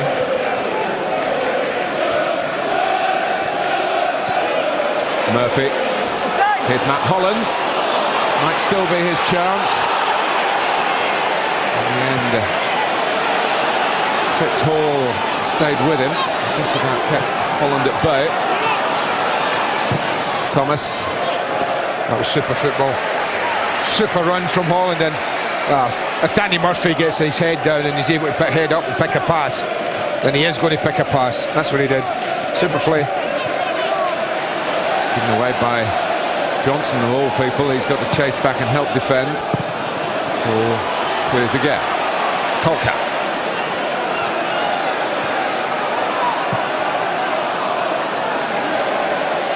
Popovic has got a problem, I think. That's why he's played the ball out. I hope that's why he played it out. It was, I think. Otherwise, it would have added to those 2 misplaced passes he played earlier. Well, this is really good football. Pick up the second ball, that's what you look for. But it's from here when they run over beyond them. It's a superb little ball in. You have to say it's good defending in the end. Didn't quite get it, you can see. Doesn't make any difference. It might have caught the arm when he's on the ground. Fitzhall in. He's trying his best to get his arms out of the way. It would have been a really harsh decision. And he pointed to the spot, Matt Masai, but the move was a good one. And Matt Holland, who was looking right down at the hand to ball, he didn't, or ball to hand. He wasn't appealing. He was still trying to score.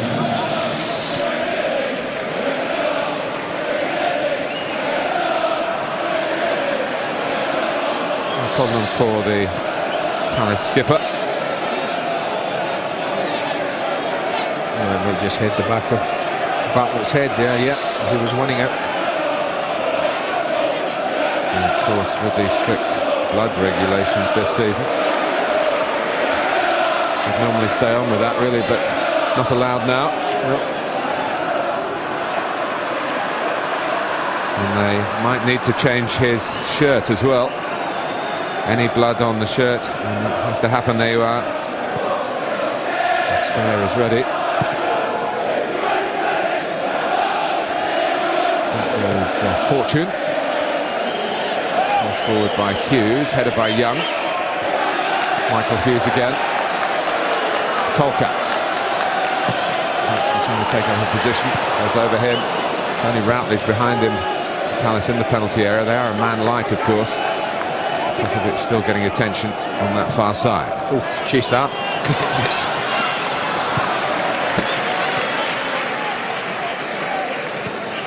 Fitzhall, who played under Ian Dowie at Oldham. And is a graduate of the non-league scene. Still uncut diamonds to be polished up by Premiership clubs, despite the comments of one or two well-known chairmen in the recent days. That's Popovich thinking, thanks very much. Awkward for Alison Boyce. Murphy. And then the header from Johansson.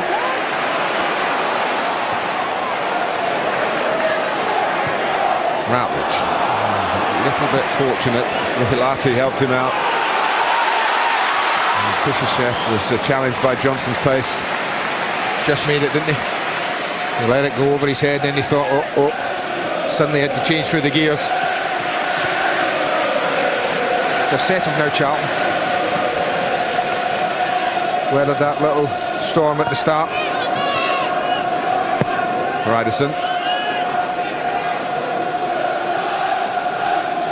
Fortune. Being kindly played in the last visit of Charlton to Crystal Palace 4.5 years ago and kept a clean sheet. Charlton won it 1-0. Phil Cookson was their scorer that day.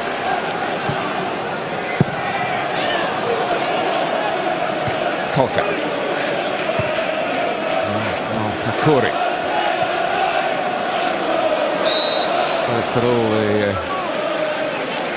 cut and thrust of a local derby in these opening 15 minutes. Neither side able to retain the ball for lengthy periods. Charlton's free kick. Ryderson trying to be a presence there against one of his former clubs. Can hardly miss him.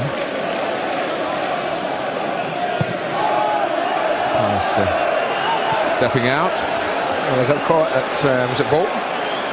Doing that. Tried to all come out, didn't get it right. And you'd think that teams like Charlton would have looked at that and seen that and had them watched. And Alan Curbishley won't be happy. He must have told his players about that. When we get a set play, they will run out occasionally. Be aware of it. I always think when teams do that, you know, it might become, you can work your way in with a player running from deeper. Just drop it over the top on an angle. Gives you a decent chance of springing it. Rihilati.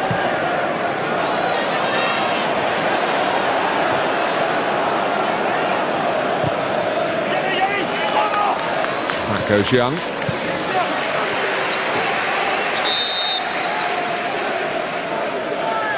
No, they've got a problem with Johansson, I think. They want him to go down because he's injured. Well, they must have made a change, are they?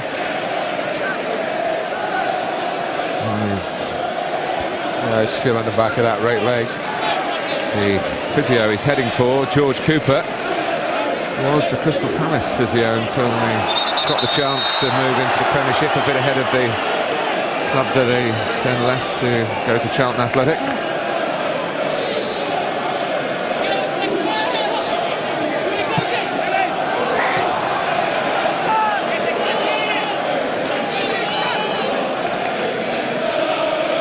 Johansson's definitely gone.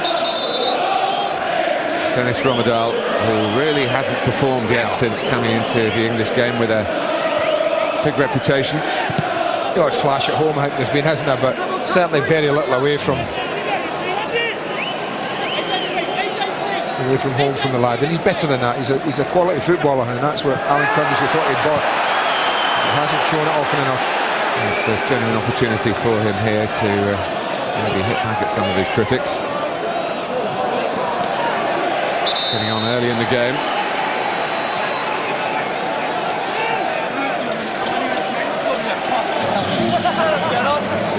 So it's a Dane for a Finn. Rommedahl was playing in Holland, of course, for PSV Eindhoven.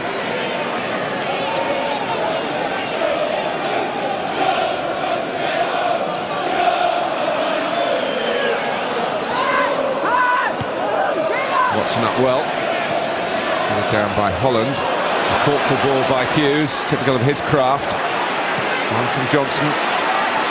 Kakuri's been drawn out of the middle. Routledge going into the middle. After the space that Boyce was happy to fill. He was closed down well by Kishishev, and Thomas is away past Hughes. A counter-attack here from Charlton Athletic. Bartlett. Murphy lets it run. Kishishev. Long way out. Worth it. Absolutely worth it. It's starting to play a bit, Charlton. Lovely break. Decent support play. 2-3 yellow shirts that Bartlett could all link up with. A long way out, but it's certainly worth a goal. No surprise to see him take it on.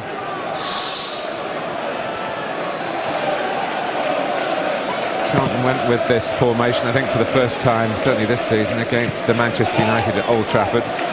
Didn't really get to grips with that game, conceding a goal so close to half-time, and they're hoping to be more adventurous in the second half.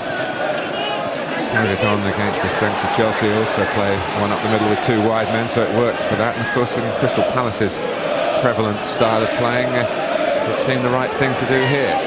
I think it's a bit faddish, the system, I have to say. Yeah, and that's what Arsene Wenger's saying. Did he? Oh, yeah, sorry, he has.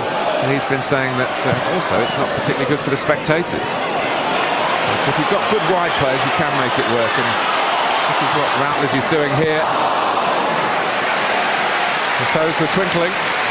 Maybe a better spread of Palace players in and around the 6-yard box would have been more beneficial. They were rather cluttered and close together.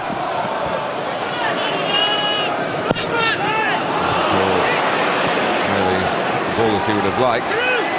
Thomas.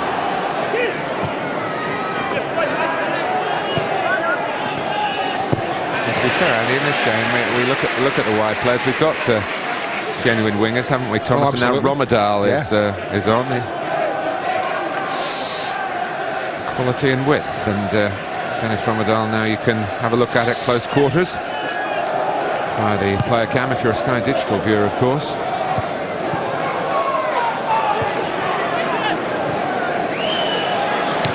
Do you think the coaches like it mostly because it gives them that three in midfield and a bit more security? I think it gives you good protection, and it doesn't take a player and put him in the back. I think there was a time when we 5 at the back was a very big fad, wasn't it? I don't think it ever worked. I was never a big fan of it myself. But I think what this gives, the balance between front and back then, if you've got players who are... And the thing is fitness and mobility in the midfield. And you need that. You need the wide players particularly to be quick, to have good energy levels. You need good support play from midfield. And if you have good legs in there and you're not ashamed of having the ball at your feet, then you can make it work.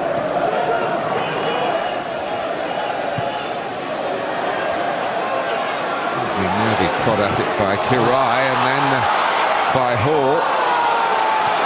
The keeper got one there, but Bartlett's entitled to go for it, I think. It's a loose ball.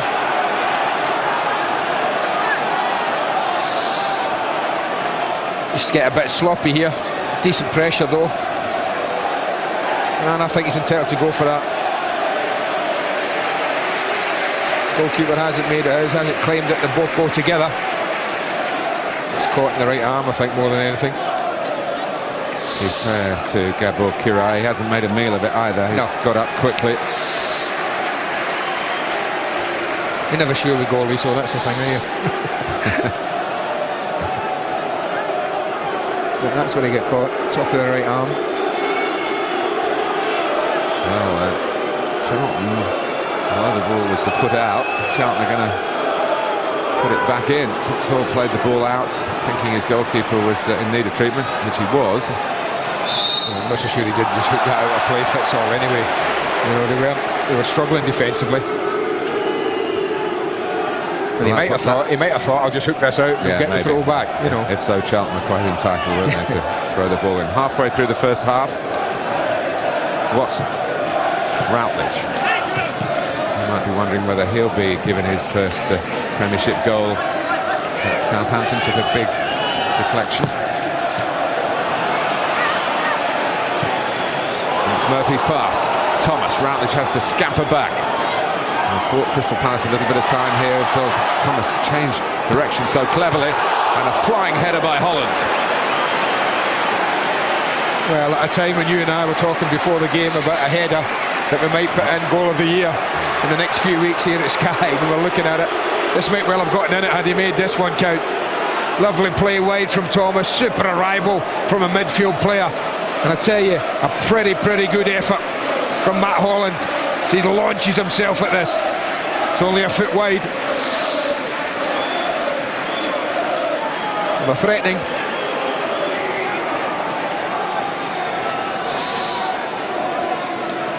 They have missed Matt Holland for a significant part of this season. He was actually injured in the opening game. And they didn't get back until they were away to Arsenal. They've had some troubles on their travels of Charlton. They've shipped far too many goals for Alan Kirbishley's liking. 19 in 7 away games. Too many. Yeah. Too many.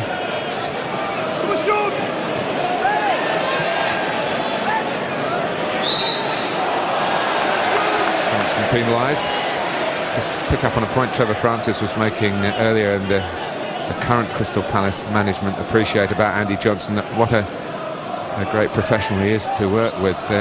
His head hasn't been turned by the attention that he's been getting recently. He sets himself very high standards. Well, it's a league that'll gobble you up, Martin, if you think you've ever cracked it.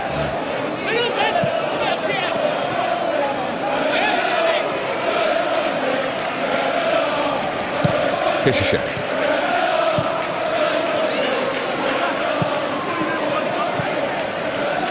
The other thing about this system, we will talk about it because that's what we're watching today, is that you do need to be able to pass the ball. And I think that's what Charlton are doing better than Ian Dowie's side. Ian's talked about the ability his team need to be able to pass and control the ball.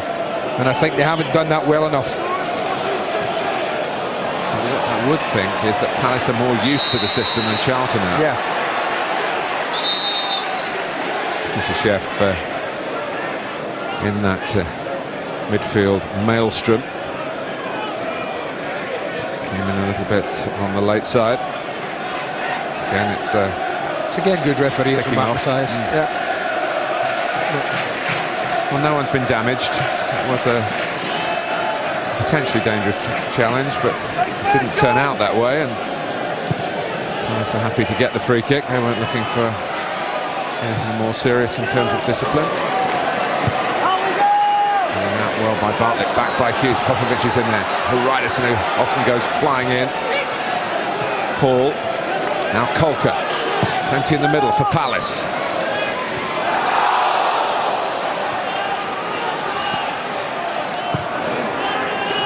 It's a really crunching tackle. Like that. Yeah. You see that thing about a tackle, even the fans, don't they? They love it. You know, something like two players meeting in a honest attempt. The only injured party, the little round thing he's got in his hands at the moment. Ryderson.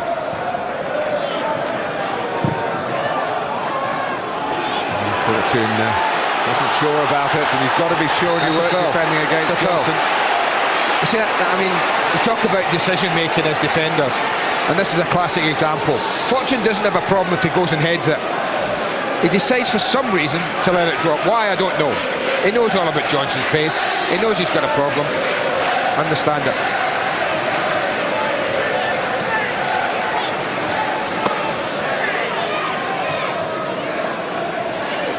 Got a few options at the free kick.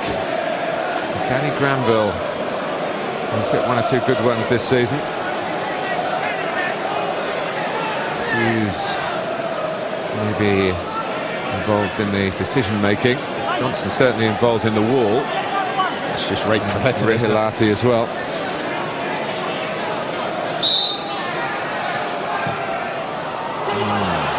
That's madness. What they were trying to do. Johnson peeling through, but there's not much space to play that. That's madness now. You're right. I think that needs to be 5 or 6 yards outside the box to roll it down there. Where's he going to do with that, Johnson, apart from fizz it if he gets it across the box? You know, that's one, yeah. Another 6 or 7 yards out the box, and you might have enough space to feed him into. That was a wonderful opportunity with a natural left footer on your side. Really worked the goalkeeper. Some something that hasn't really happened in the game so far. And I know, Andy, you're very keen. When we get the teams, you look to see who's been scoring and where goals might come from. And it's a problem with effectively 10 midfield players. Big onus on Johnson, of course, however Crystal Palace play it. He's the one who's taken to life in an attacking sense in this elevation in their status. Yeah, the tough thing for Charlton is, haven't they lost their top goal scorer in the Premiership? Just? Yes, they just have. 3. Johansson.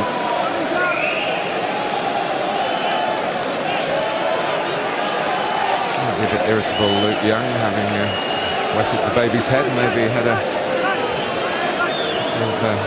it's been out too much sleep recently. He'll get one more. I think his next tackle in, it gives away a free kick like that, he'll get booked. I mean, he had that really bad tackle early on Johnson, first couple of minutes. Then again, just, I think Matt Massage maybe saying one more and I'm afraid I'm going to have to book you. Hughes takes the free kick. Madison's head the highest. Drops for Routledge. Boyce. Granville. Charlton can push out. Push right up.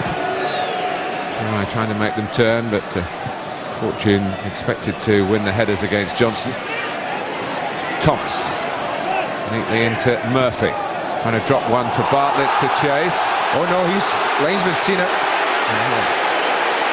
You see, that's a typical decision. Not a typical decision, but it's Danny an awkward Murphy's one. going to be booked for disputing. He's gone to Matt Massage to say, hang on, the flag was up. No, but and I'll tell you why Matt Massage has probably made a mistake.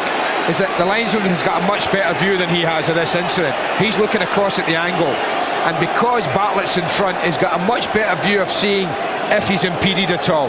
Matt Massage is looking at 2 backs running away from him, so it's difficult for him to see exactly what, if anything, has gone on. Descent by Murphy, so the ball is moved forward. See, Matt Massage looking from there. Now I think Popovic has hooked him there, the right arm. That must be what he's flagged for. There was no offside. No offside. I think he's hooked him, but he can't see that, the referee. He can, and that's why he's flagged. I think the referee was wrong, at least not to go and have a little word with him. That's what he's there for.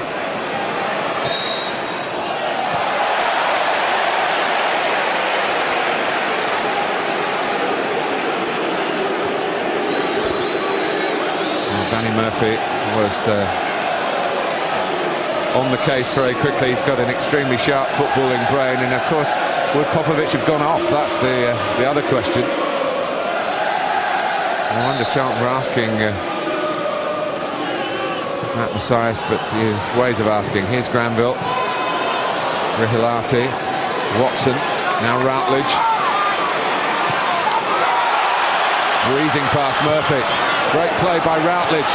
And a good touch in the end by Fortune. Rihilati looked as though he might be favourite to get that one. Charlton have problems. It runs for Johnson. Routledge whipping it again. In goes Hall. More shouts this time by the Palace fans. Out comes Kylie, didn't get it. It's a bombardment. Again, I don't agree with that. Kylie's decided to come into no man's land, and he's clattered Johnson without getting anywhere near the ball. There's a couple of little bouncing ones. I don't think one or two half shouts for handball. I don't think there was in any shape. But there were plenty of crosses coming in from left and right. Up they go, and there's a good drops down. No chance of a handball there. They might look for it, but if anything, it's just struck Luke Young's hand more than anything.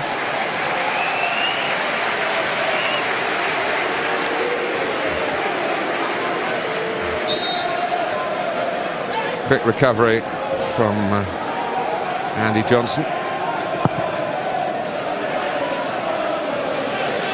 The push there on Bartlett by Granville. Johnson back on. Paul. Rihilati didn't get it very far, but at least it was towards Kolka. El Kakuri. Thomas, it's a bit narrow for Charlton, but it might lead to a shot from Holland. It was a miss-hit shot.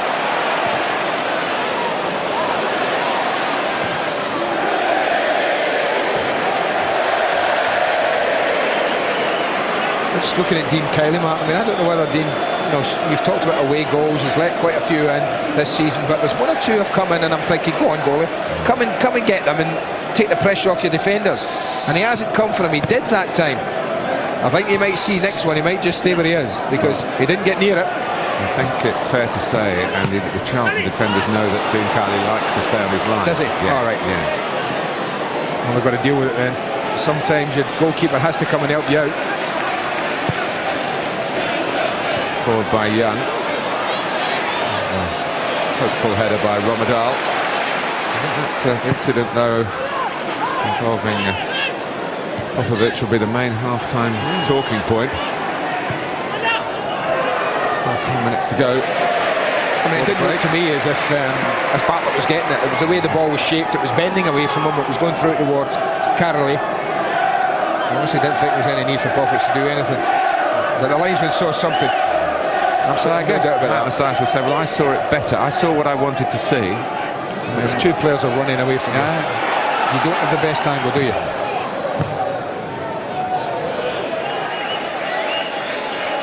I just hope he didn't think that the flag was up for offside. No, I don't think he did. No. But then again, he might tell us he did. Hall. He should have gone and asked, Andy. I think yes, that's what I mean.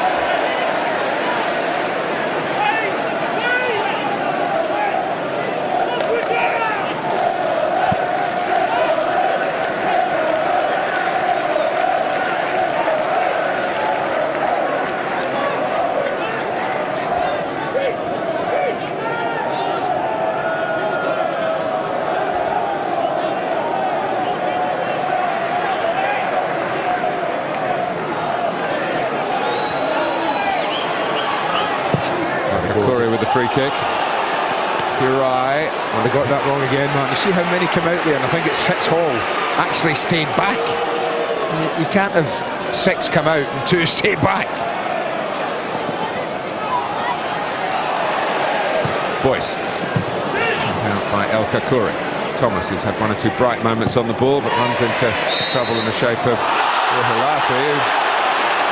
Can't believe that tackle has been deemed illegal. Matt Mathias is indicating 2-footed because that's the only reason that he could have blown his whistle. He felt this is 2-footed. It's low, it's not dangerous. I think he's a little unlucky. Halati. Murphy tried to play it down to Holland and make a supporting run. Young. Bartlett.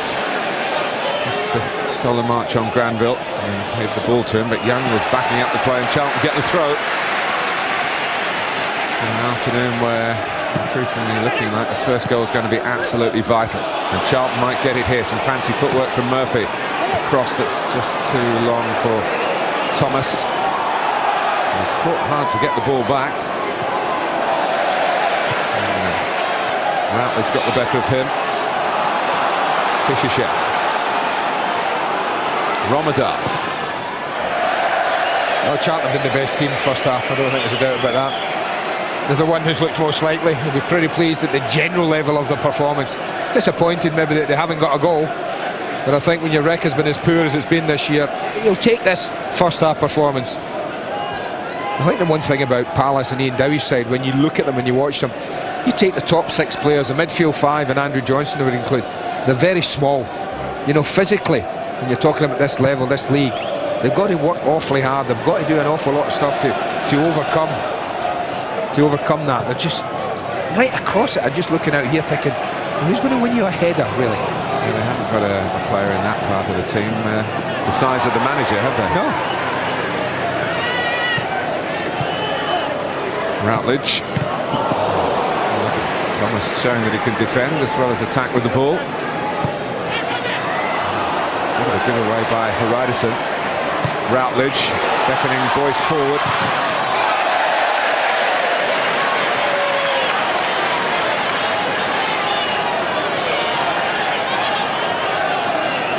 Not quite a full house here, but a very healthy attendance. And, the shops open, I'm sure, nearby Croydon, and Christmas presents to be bought.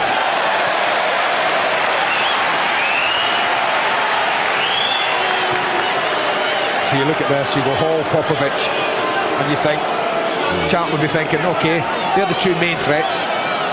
Granville and Rihalati will come in, but you think cope with them. Stop the two big boys, that would be your main concern, and everyone mark up and be disciplined, and you should cope. That's one way to cope.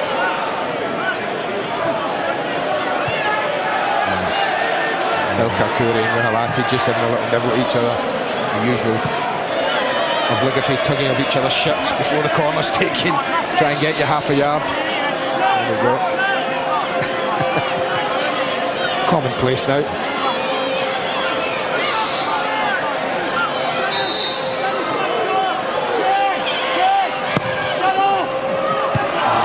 Only just too high for Rihalati. There's a lot of thought that goes into the set pieces for Crystal Palace. They're not alone in that, of course, at this level of the game or at any level of the game. So, a way of making chances in a tight match such as this one is. They fired it in pretty flat, and Rihalati just couldn't climb enough. Well, that's the thing, if you don't have a huge team, then you've got to be precise, you've got to work at your set plays.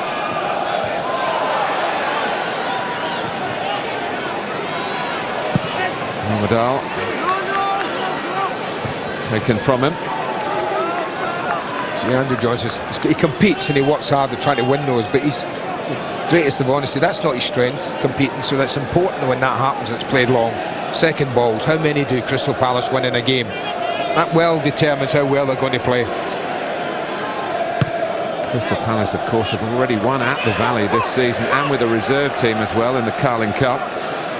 Home advantage now, pretty much their full-strength side. It should give them a great chance, but of course it doesn't always work out like that. Hughes. This is Kolka. Granville.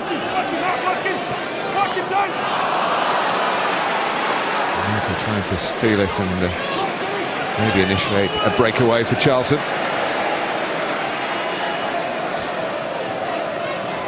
Kirai, one of the players brought in by Ian Dowie after promotion, but there's a fair number of this team got them out of Division 1.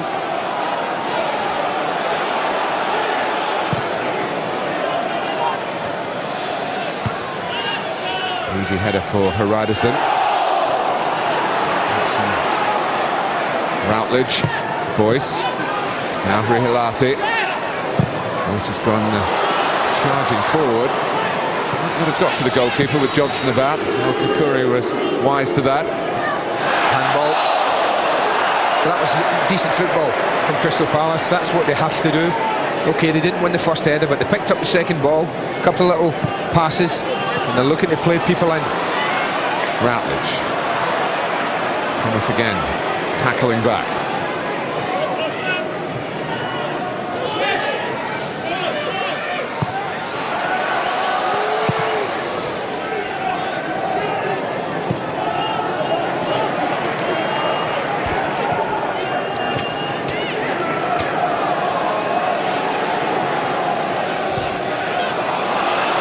It's a bit risky, particularly with half-time approaching. Routledge. Chef, probably fortunate that the game does go on. He might have got booked if he'd really caught it. Kolka, pass Young, same applies really. Rihalati, down and up onto the bar. Closest we've come. Best move of the match.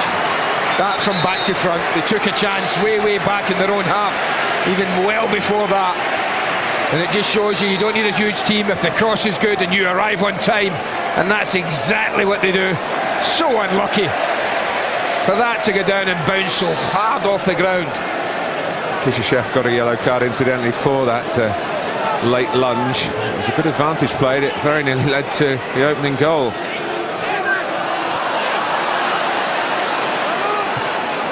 Murphy.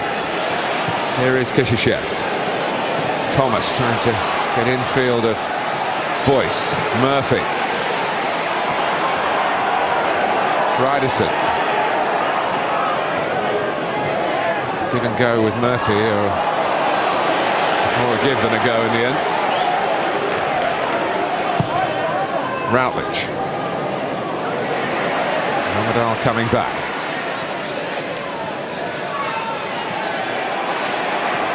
Rommedahl trying to show his pace, but he also showed the ball to Routledge. It wasn't a particularly difficult tackle to have to make.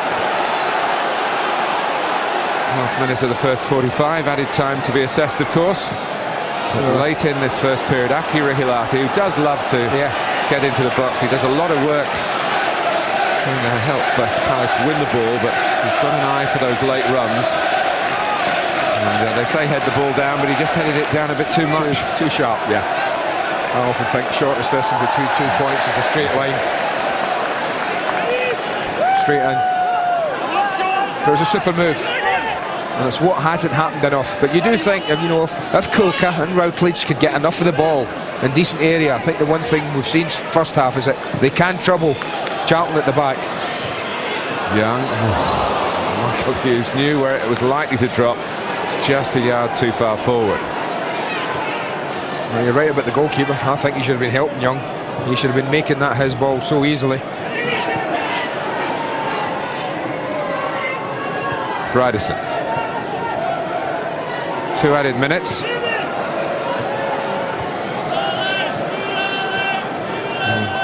Palace did start rapidly. Didn't last too long, that early burst. They're finishing strongly. In between, there's been some more control play by Charlton.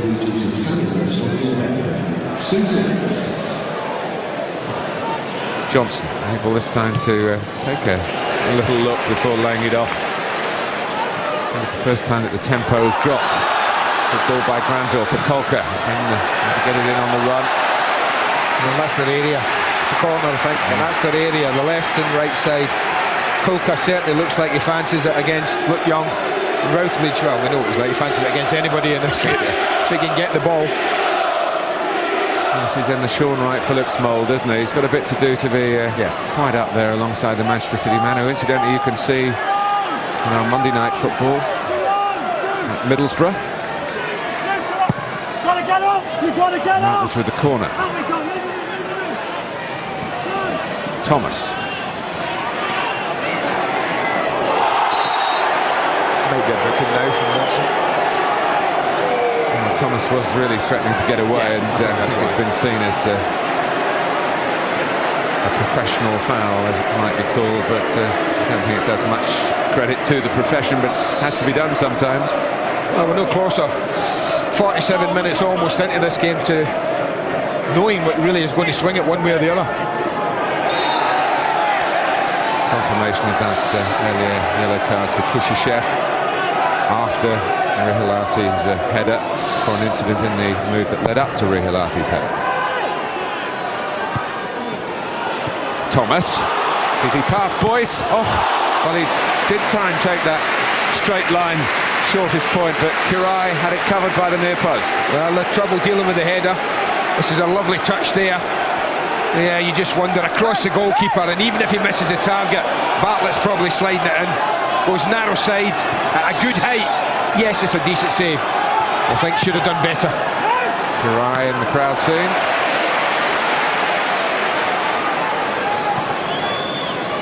Routledge. They started to look more promising as a contest towards the end of the first half. Rihilati's header off the bar a moment or two ago. Jerome Thomas in and close range, kept out by Kirai. And the incident that I'm sure Chris Powell and Trevor Francis will be assessing with Richard, with Popovic and Matt Mathias's reaction when a flag had been raised by the assistant. But we reached the break in South East London, in the South East London derby at 0-0. That's exactly what we will be doing, Martin, with Chris Powell and Trevor Francis when we come back. Also taking a look at the third round FA Cup draw, which was made a little earlier. They felt hard done by. I think they've got a case, haven't they? We'll get the thoughts of the boys when we come back.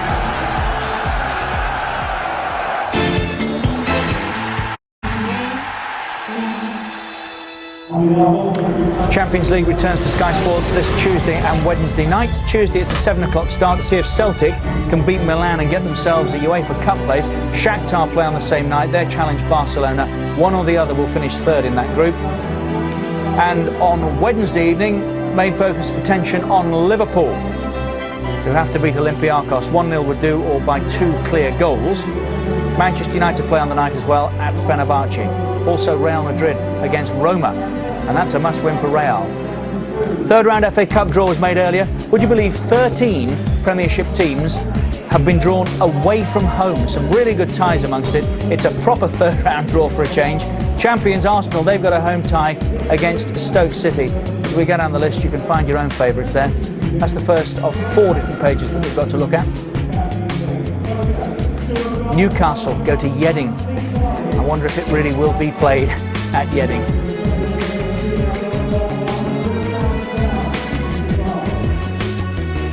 What have we got on there? Liverpool at Burnley. Chelsea, of course, at home against Scunthorpe United. Have I missed Manchester United? They play Exeter at Old Trafford, which is a terrific reward for those two clubs for battling through to this stage. That's the third round FA Cup draw. Hinckley or Brentford have yet to sort themselves out. That finished 0-0 earlier. The winners will go to Luton. Ties to be played, as you can see, January 8th, 9th. Trevor Francis and Chris Powell are with us here this afternoon. No goals yet, but if you'd been in a yellow Charlton jersey, Chris, would you have been as disappointed about the decision they didn't get as Danny Murphy was when he got himself booked?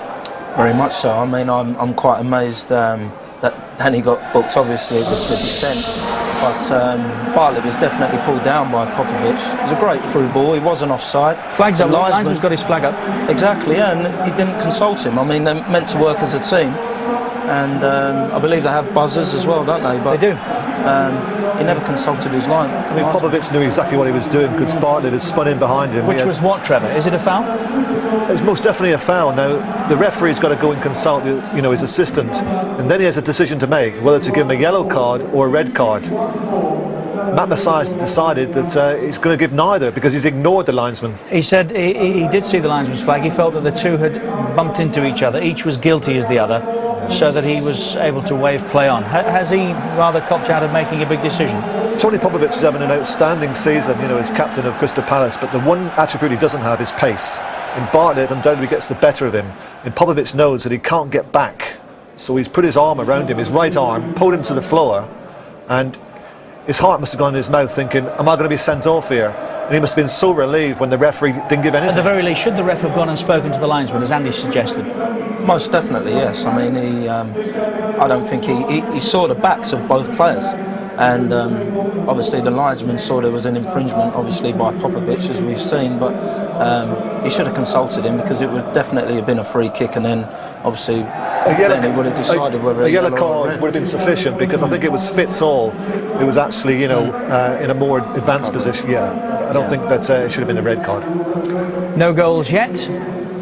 We're at Selhurst Park. We're watching Crystal Palace play Charlton, and of course the second half is up next.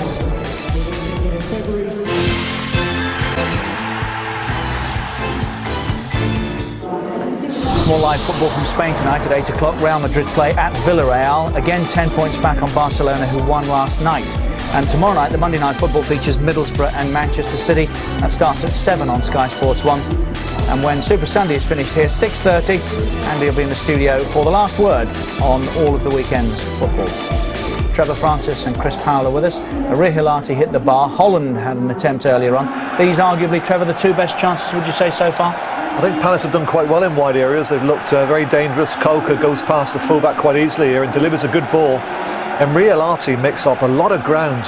Now he's got the assurance of Evan Hughes and Watson alongside him, so it gives him that confidence to get forward. And Kylie was well beaten, but he was unfortunate that it just hit the crossbar, but it was a good effort from Arihilati. And Holland, Chris, doesn't mind throwing himself into these kind of situations, does he? No, he's had a good goal scoring record over the years, and similar to Palace in a way, the wide player Jerome Thomas has been quite influential the first half. Good cross, and Matt arrived quite late, but couldn't get it on target. Are you a fan of Palace's system, or are you with Andy? Is it faddish, as he called it? There seems to be more and more teams now playing with 3 central midfield players. I was at West Brom last week, and I was really surprised when Manchester United started off with a 4-5-1 formation with Rooney on right wing, Giggs left wing, leaving Van Nistelrooy up front by himself. It was 0-0 half time. They changed to 4-4-2 second half, and they won quite easily. I don't like the system personally, but it depends what's needed at the time. You know, you can argue with Crystal Palace's record. It's brought them points, brought them results. They'll continue it whilst they keep getting results. And it's served Bolton well, in fairness, hasn't it? Who are arguably the creators Everton. of it. I mean, Everton have played all season with just the one lone striker, and they're having a great season. So, you know, Chelsea have done it from the start, haven't they? They've always wanted to have 3 central midfield players in there. For Sky Digital viewers, Danny Murphy is on player cam for the first 10-15 minutes of this second half. No goals yet. Commentators Andy Gray and Martin Tyler. Thanks, Richard. Crystal Palace still at the stage where every match since promotion is part of a wide-eyed adventure, at least for the fans, who again have produced cup-tie type atmosphere here. A head scratching from Matt Messias, whatever Michael Hughes has thrown at him.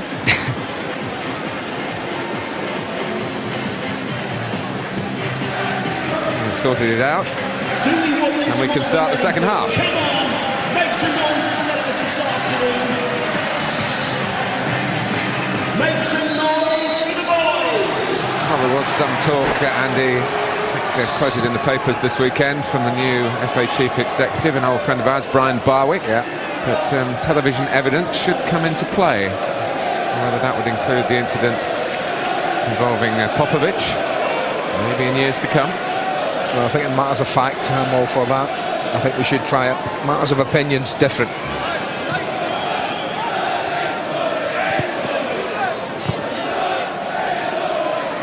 Murphy.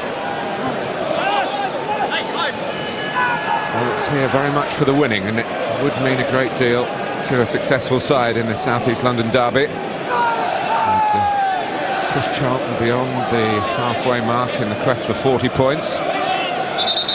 With more than half the season still to run. Crystal Palace could secure the victory, lift them further away from the bottom 3, the bottom 4 in fact, all of whom were beaten yesterday. Johnson chasing. Ryderson. Played by Kishishev. That's where, when you've only got one up front, it's hard to pick him out. Bartlett doing the job valiantly, but he's had to feed off scraps so far. Popovic.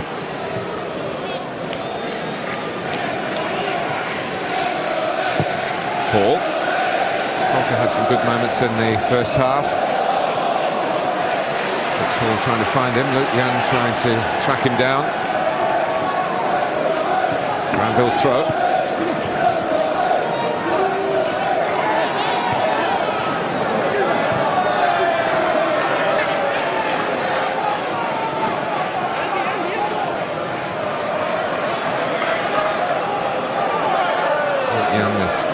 In all Charlton's Premiership games this season. He's bringing out to a player who has done that. That's of course the regular goalkeeper Dean Kiley.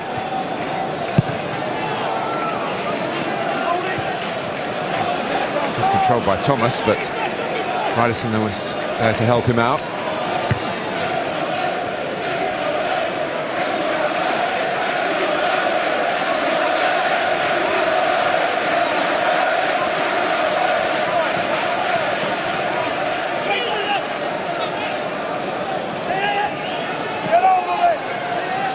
Holding off Thomas. Hughes. Watson. It's a well-weighted pass. Allow Ben Watson to get there before El Kakuri.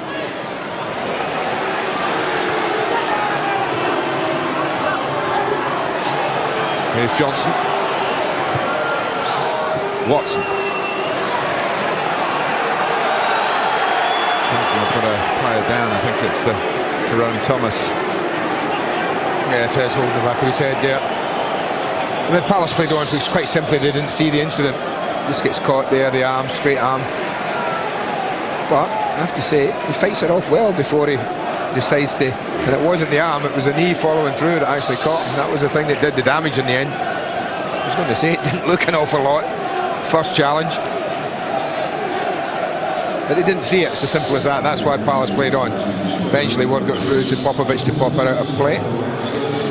Certainly pleased his old Arsenal club mates when he scored his first Premiership goal against Tottenham, Jerome Thomas. But Arsenal, not his first club, he actually was linked with Luton. And Arsenal went and got him as a real youngster.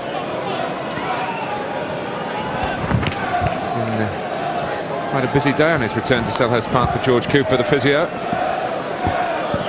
Johansson, an early casualty.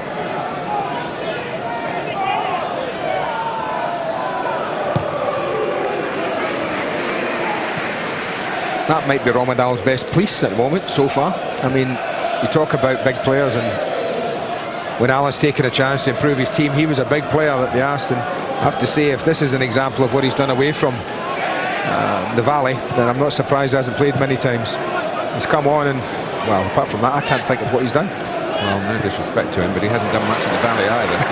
There's Granville. I'm sure when he gets used to what's required of him in the English game, we will see more of Dennis Rommedahl. Alan Kirbishley certainly hopes so.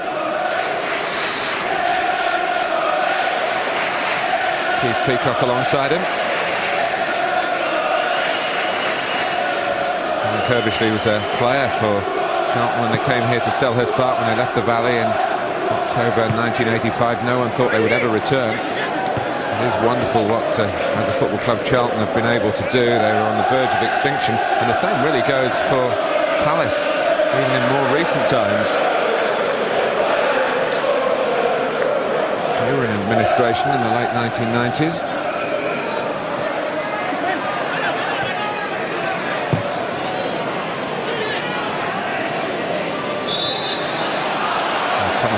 Back in Rihilati territory again, and this time he gets a free kick. 5 minutes gone in the second half. Young. Ryderson. Followed away capably by Watson. He's given his first team chance by Trevor Francis. A good example here, dropped him, he's back to play, and he did what's required. He just hooks it away, allows his team to get settled again.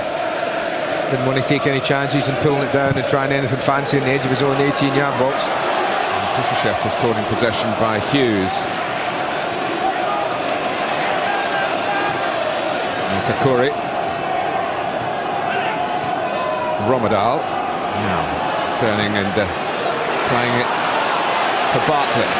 Thomas coming in from the opposite flank, as he was entitled to do. Made a long, strong run towards the near post, but the cross was overhit. Routledge. And they kept trying to hurdle, but in the end, had to acknowledge the clip, and it's a free kick to Palace. I think driving infield like that, he was always running into traffic. Just weight of numbers in the end. Hall. He's not been closed down by Charlton, so it's a free cross for Fitzhall. Rihilati gets to it. It's Johnson. Comes out to Popovic. Well, with the best will in the world. That's ambitious to say the least. Rihilati does a decent job here. They don't get off the ground, the defending players. But that... He hasn't scored this season, but he scored for Middlesbrough and he scored for Portsmouth.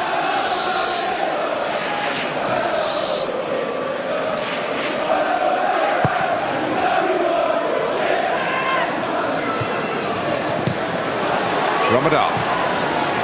Thomas teeing up Murphy. Paul got in the way. Nice. Occasionally they've done that, Charlton, haven't just they? kick into gear. That all came from just a long ball. Flick on was one and Rommedahl joined in. A good defender for Hall, had to be aware, had to be knowledgeable of what was happening around him there. We've referred a couple of times on this programme to Charlton finishing 7th last season. Strange when he talked to those in the Charlton camp, it all really happened on the last day. If the results had gone the other way, if they'd have lost and one or two others had won, they could have been 11th or 12th. And of course it's brought extra expectations. Yeah, absolutely. Best season for over 50 years for Charlton Athletic.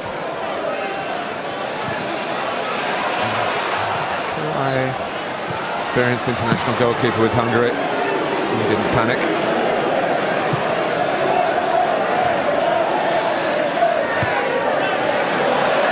Johnson is quite happy to work the wide positions and make chances for others. Punching challenge again. We've seen a few of those today. He's really had nothing to feed on Andrew Johnson today. Just bits and pieces, little scraps really. But the one thing that Charlton defenders will know, that they didn't give him a chance, because one's usually enough. He has to get 9 goals in a team that doesn't create huge chances by squandering the ones he gets. Thomas. Now Kishishev taking time in this part of the pitch for the passes, allowing Palace to set up their defensive organisation, in fact more than that, to try and close Charlton down in their own half. And pinch the ball where, having done so, they might have been even directly in at goal. Long from Kirai. Holker wondering whether Kakuri might have let that run. Murphy. Now Holland.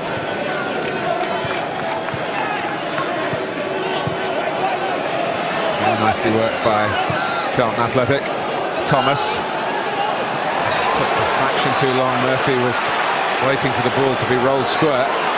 Yeah, didn't sort it out quick enough. Now Murphy's got to chase back because it's Watson and now Kolka. Palace have 3 in the middle. Still only 3. Couple on the edge, but with the rain, the cross coming in, even Rihilati was just holding rather than making one of his trademark runs to when the ball was more likely to be delivered. Perhaps because he knows he's got to be back here. Yeah. And Charlton break out. Problem was, Matt, he was the only midfield player left. And I think that's when natural instincts come in. That ball was a decent one from Kolka. Any ball that goes flying across the 6-yard box and drops just at the back post deserves somebody getting on the end of it somewhere. Well, you've got time to reposition if you've just headed it into the Charlton net. Exactly. But only Johnston was anywhere near the 6-yard box. Others had kind of held the position, edge of the 18-yard box, which is more natural for them. Watson. This is Johnson now. Penalty.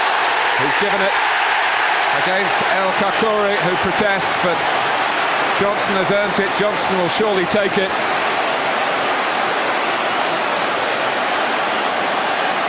It seemed unnecessarily rash. Defenders never cease to amaze me. Johnson's gone nowhere here. Well, I mean, how can he even argue a penalty? I mean, it's a penalty. I don't know what he's doing. He's wide, he's struggling to catch that. Now, he ain't going to catch that ball, Andrew Johnson, and score a goal. Why doesn't he just stay on his feet? He knows, time and again, Johnson has nicked the ball away from defenders in areas that don't really matter, outside the penalty area. There it did. Yellow for El Kakuri. No. It's a poor decision from the centre-back. But great play from him. Well, absolutely great. He hadn't been faultless in the penalty spot this season. He failed at a crucial time down at Portsmouth. And he fails here. Dean Kiley.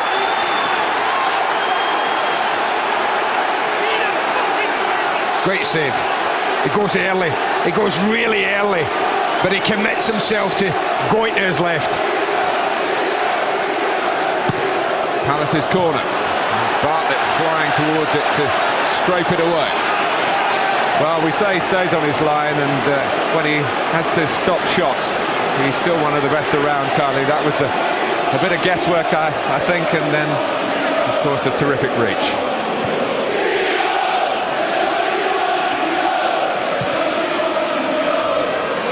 Hasn't been his best season, he'd be the first to admit that, Dean Carly. He's got a bit of pressure from a young Danish goalkeeper, Stefan Andersen.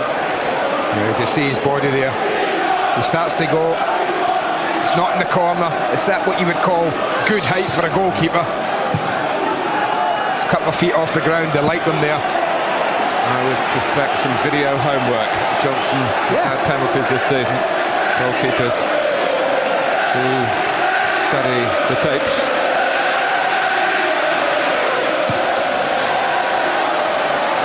It was a great opportunity for Ian Dowie in this league. You get punished for your mistakes. Well, I think when you're talking about whereabouts in this league as well, that's more important than anything. And it was that for 10 Premiership goals for Andy Johnson. That would have been great. Yeah, after only, what, 15 games? Has he played in them all? This is his 15th game. That would be his 15th game. Yeah. That would be fabulous. He missed the game at Liverpool, if you remember. He didn't quite make it. The fitness test failed.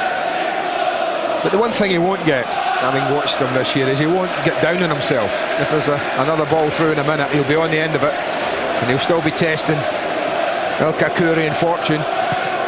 But he's got away with that, El Kakuri. Really poor challenge. No need for it. Kolka to it by Holland, flicked by Rommedahl. Here's Young. Rommedahl needed an extra touch. Fischer-Chef far too long.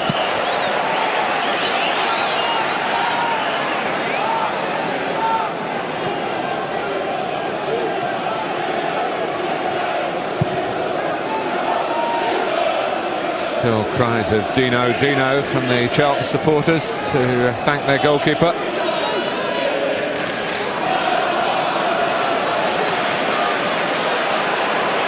Boyce. Now Kolka. Randall started to go, then checked to get it to feet. Watson. It's an expansive pass. It's a very good pass to Routledge.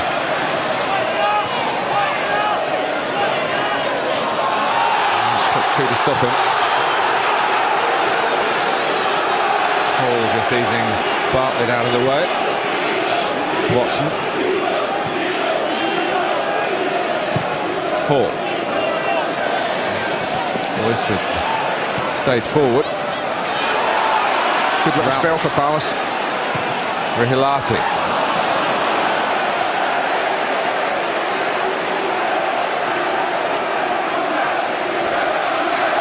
Well, there have been times when goalkeepers who come off the line get punished. You see how quickly he's off.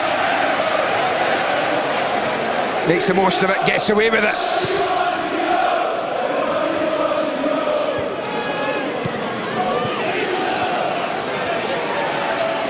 Fischer-Chef. Young. From Popovic. Mentioned those two own goals. He's been debited with this season. Yeah, more control of that one, didn't he? Just logged up to him. Not a problem for him.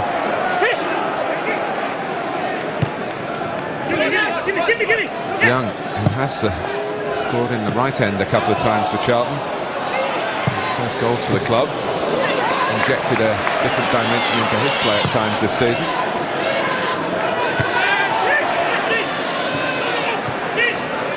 Fischer-Chef. The accused was coming. Thomas. Took it well. Murphy. Hunted down by Aki Rihilati. Now, for Ryderson, there's a little cameo of much of the contest. Player cam switching to the industrious Finn, Aki Rihilati. Sky Digital viewers, of course. It's a Charlton free kick. Yeah, just trying to nick it too early, too anxious to get to the ball. I have to say, when they've got as much height as they've got, Charlton, and you haven't, you don't want to be conceding free kicks in this sort of area. You've got to work really hard. Crystal Palace, you feel, when they're defending free kicks.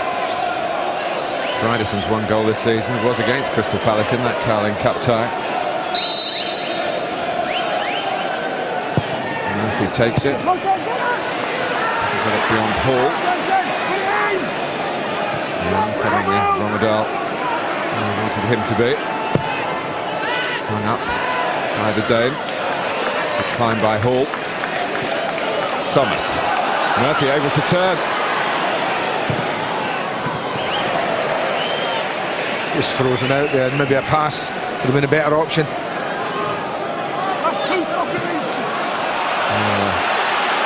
There's suddenly finding masses of room to the consternation of the Charlton coaches who are just wanting their players to concentrate a bit better.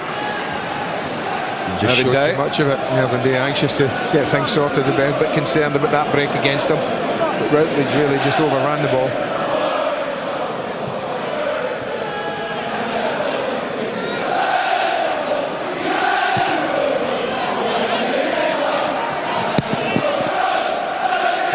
Ball in behind Horizon, he had to put it out. Palace get a throw. They have an idea in their minds about how to work from this position.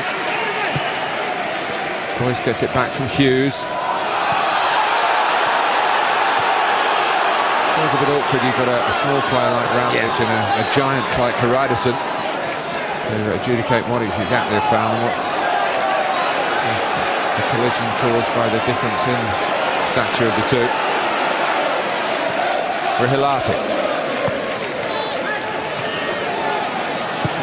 Hughes fired in at the feet of Johnson, spotted by El Kakuri, whose challenge that time was totally legitimate. Grandin.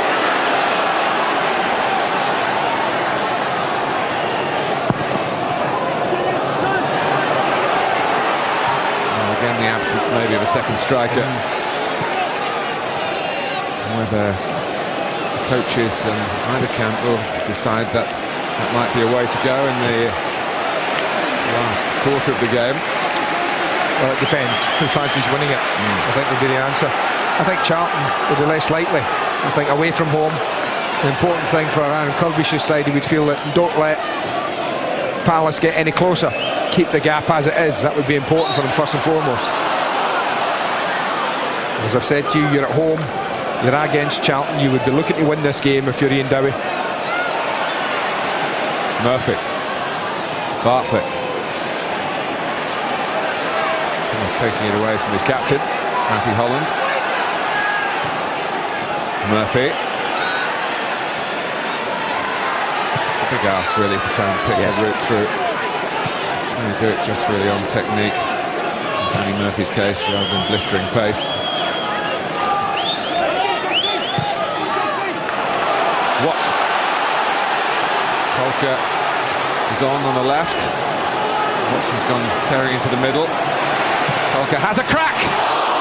Good effort. Could have used Hughes, could have given it the reverse pass. You watch Hughes complete his run. Round the back of Kulka he goes, so he could feed him if he wants to. Decide to take the shot. That's a decent hit. It's never wide enough really to trouble Dean Kiley. It's a comfortable save in the end. They did score a lovely goal at Liverpool. Yeah. Even though Palace lost up there, they scored twice without Johnson. One game that they played without him at their disposal in the Premiership.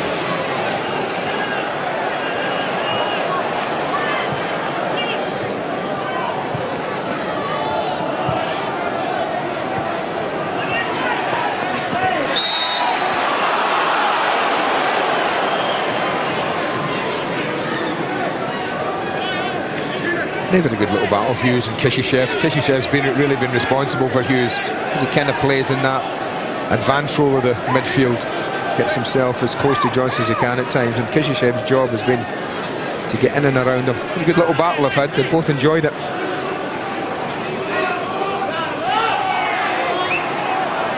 Relieved El Kakuri with the free kick. Madison trying to muscle into Palace.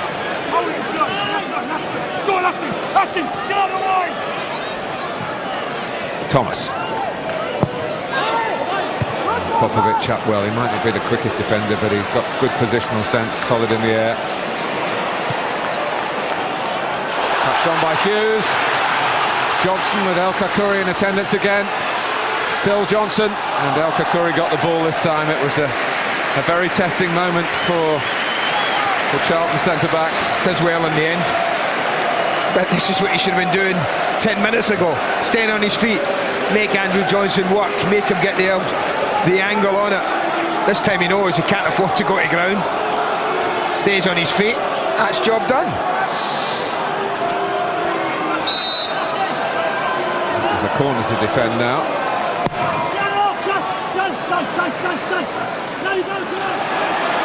Thomas does it against Watson.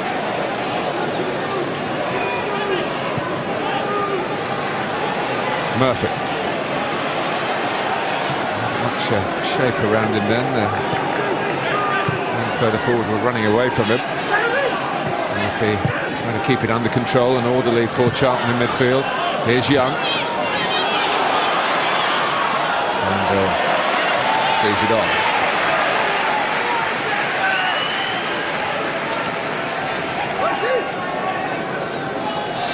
Well, the Champions League coming up in midweek. Tuesday, main feature, Celtic against Milan, Sky Sports 2. And of course, Shakhtar Donetsk and Barcelona, plus the 4 others active on Sky Sports Extra. Liverpool against Olympiacos, so much to play for. Possibly vintage European night at Anfield. And Fenerbahce against Manchester United amongst the other features as well. It's a tremendous service. And the competition coming to the end of the group stage, and then it really hots up in the new year. A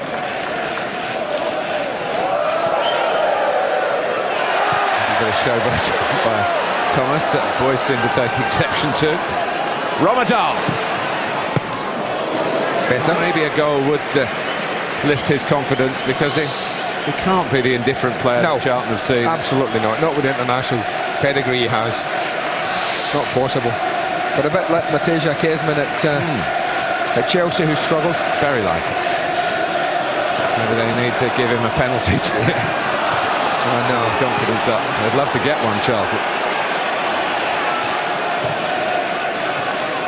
Watson.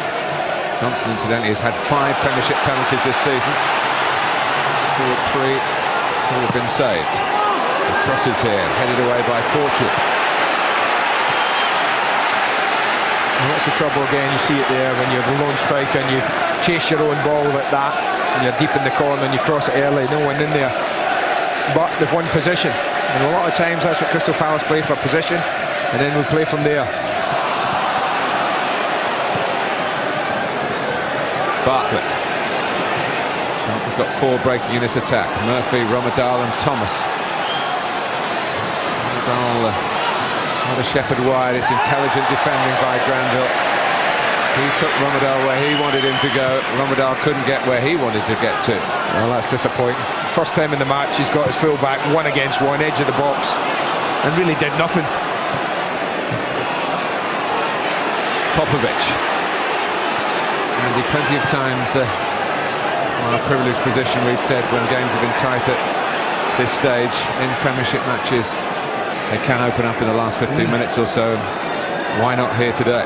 Well, often managers win games like this at this time by changes as well. I haven't seen much evidence of that at the moment. They're both debating it. Those two, and Ian Dowie, thinking about what they can do to turn 1 point into 3. Rihilati.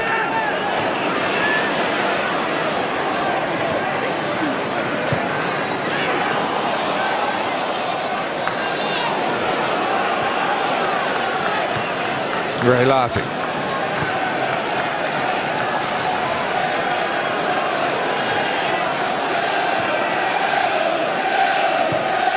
Talked about getting a second forward on. Of course, it might just be a straight replacement. And attackers like Franny Jeffers are getting ready for the action.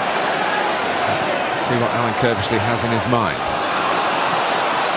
See, it would be a bad game to lose, wouldn't it, from either point of view? Yeah, I mean that's what you've got to think about when you're one of these coaches. Rommedahl.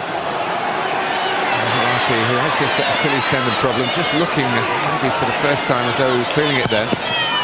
Rommedahl crosses. Charlton had no one going near post. They did have a couple in the box. Headed down by Kishishek. Murphy. Some bragging rights in southeast London at stake, but most of all, it's only 1 Premiership point into 3. Yeah, I think at the top level, I think if we're talking about the top 6 in the Premiership, they're looking to see, managers are looking to see right now, where can we turn 1 into 3? Probably at this level, the most important thing is not turning 1 into nothing for these two sides. And the substitution it's about that will tell us what's in Alan Kirby's mind, whether it is a straight swap, one striker off, another one on, or a midfield player being sacrificed and Bartlett getting a bit of help up there.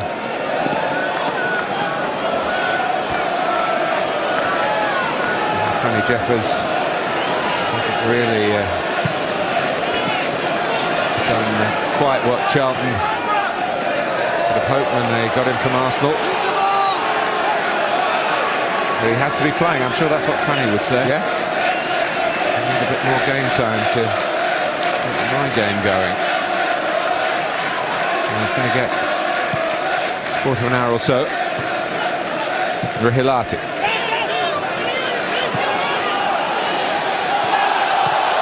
Hughes trying to worry a corner out of Jerome Thomas.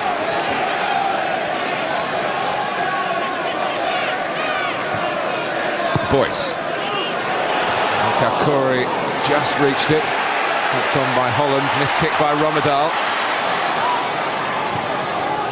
Kolke was a little bit more effective in the first half than he's been in the second, but here he is challenging Luke Young, as being helped by Rommedahl.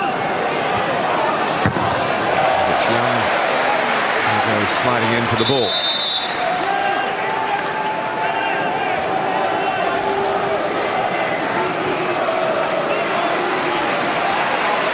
Well, it's Vasilios Lakis, international from Greece, who is coming on for Kolke, as if he's been rather sorted out in the second half. He's a wide player as well.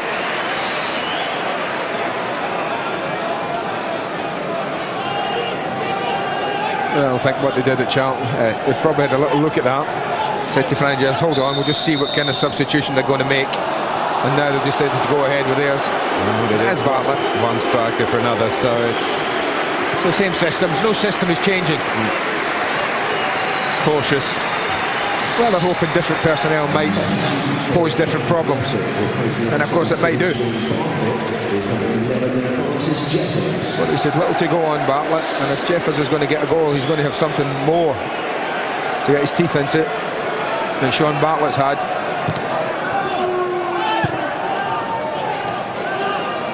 Popovic. Marcus his first touch. Granville. Rommedahl.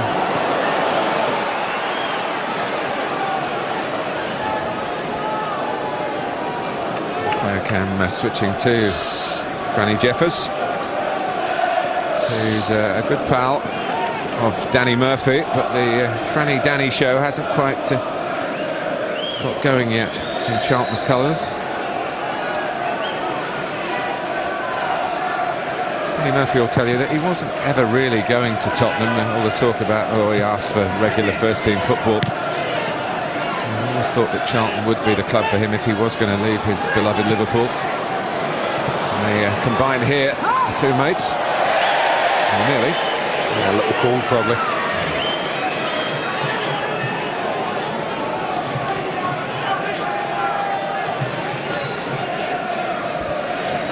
Well, Simon Jordan, who rules the roost here at Crystal Palace Football Club. You think he'd get a seat? Being chairman, wouldn't you? I think he's too nervous to sit still.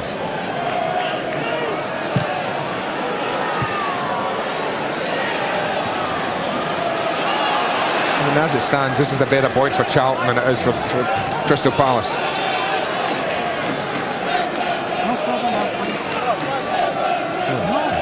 Sven's taken a seat. I know he's given it up to Tord and Sven.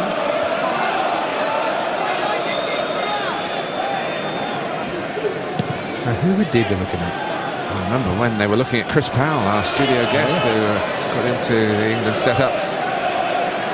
Scouted down. They like going to the Valley. That one? Well, I think Andy Johnson would be one that they've got a file on already. He also qualified for Poland. My grandfather, so might become a decision for Andy Johnson to make if England don't come knocking at his door if he wants to play international football.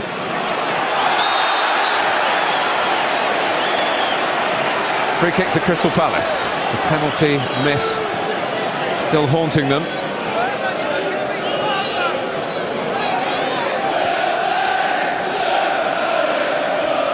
Michael Hughes to take it. I don't think anyone arrived here expecting a goal feast, and I think that's the importance of the penalty miss.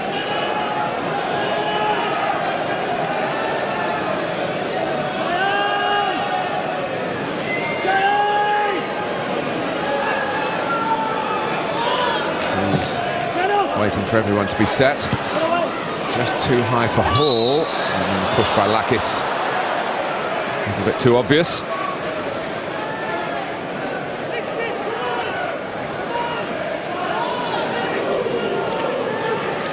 Puts so much thought into management. But Dean Kiley puts plenty of thought into his goalkeeping and penalty saving in particular. Yeah, the taker's in a no-win situation. You're expected to score, and if you do, it's well done. But that's expected. Goalkeeper is a hero. He's not expected to save it. When he does, brilliant. Thomas. He's got confident on the ball. And he's helped Charlton's system work to this point. It's just been a little ragged the second half. Not as much football played as there was in the first.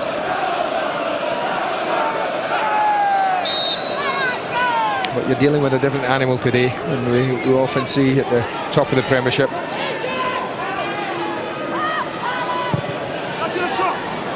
And Young didn't really want that. Oh, he did, did very well too. The referee hadn't done him any favours, has he? He did ever so well. Young, really dangerous free kick to play. The free kick was taken by Murphy, passed in by Rommedahl. Thomas.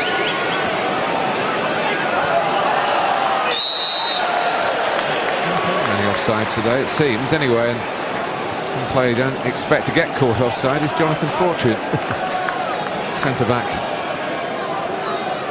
Up for the original free kick, which was fired across low to Luke Young, who responded very alertly. Oh, it's over Fortune. It's Johnson. Goalkeeper slightly caught in no man's land and then got back and kept Johnson out again. Angle was against him. I just wondered, did he have a picture? Did he have a little look? Could he have got his foot under it?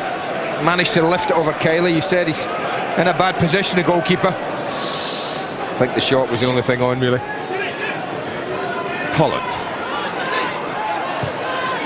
not only one of the most consistent midfield players in the country, Matt Holland, but one of the most sporting. He's never been booked in the Premiership, a record of which he is proud. I'm not sure that his management always think that it's the best thing. You do want a few tackles going in, and you expect some of them to be mistimed in that part of the pitch. All gives it away. It's just a little bit of edginess around the Palace fans who probably saw this as a fixture, particularly, again, I mentioned it a couple of times, but those results below Crystal Palace yesterday make a win worth even more for the home side. Well, that's what they ideally would look for, that kind of position they found there. With Hughes on the ball, 25-30 yards from goal, Johnson ahead of him, that's what they're looking to get Hughes into. And then it's just a little run on the angle from Johnson. This time El Kalkouri does well, sees it. Sees off the danger, and that's what they would look for in that top third of the pitch. A little combination of those two. Remember, they twice led at Southampton and could have come back to South East London with 3 points from the South Coast, had to settle for one.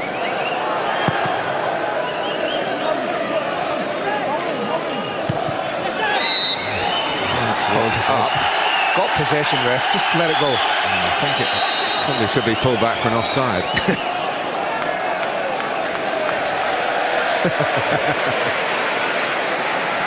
And he's taken notice of the assistant this time, unlike in the first half. And it wasn't anything like such a significant decision.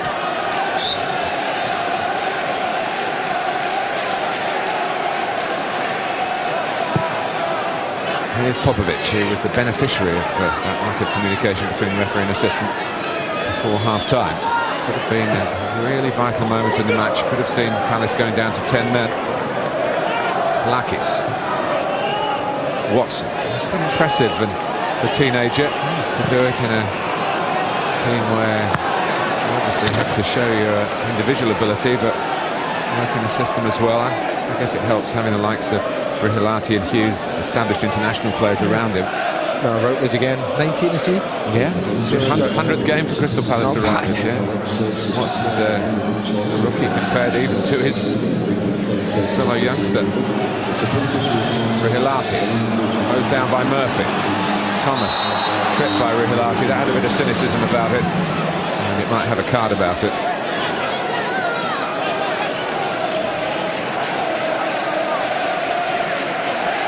The easiest name to record, is it? I think the number 15 will go down. Yeah. Look it up later. Yeah.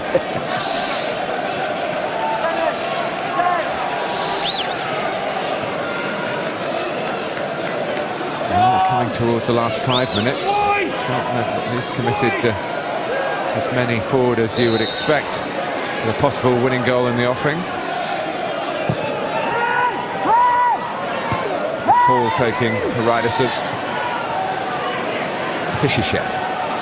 And it's Jeffers. Just ran away from him. Yeah, he couldn't quite get to the pitch of it before it bounced. That was the trouble. He reacts quick enough to this. But if he could have just gotten a foot on that now and stopping it bouncing, might have been a different one.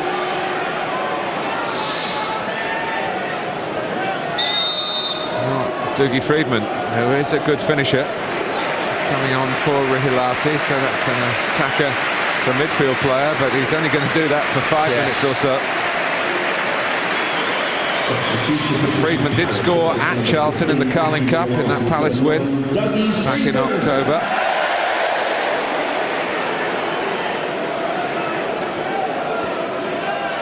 Well, I'm just looking at Kishishev there. You see them contesting the ball now. And I just wonder with Michael Hughes dropping back into a more orthodox midfield place. Well, Kishishev then he went straight away, went to Friedman. And I wouldn't think Alan Kirbyshire will want him going into his back four too often, too early. Granville, he's having a look for him again. Friedman will try and get up alongside Johnson if he can. The occurrence of that painful Achilles tendon for Aki Rihilati. Put in a good shift again, despite not being 100% fit. That's typical of him. There's Kishishev right around Freeman there. As I say, he's done a decent job, Kishishev, for them today in that role.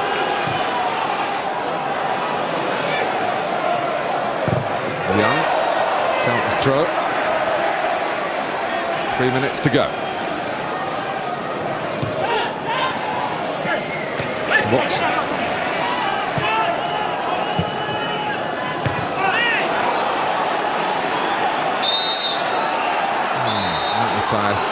Still having to decide whether it's a foul or not, and I think then realising that there's a medical issue as well. Is he getting a free kick? For Palace? Yeah. Was it a handball, was it? I don't know what he did there. I thought he went in and headed this.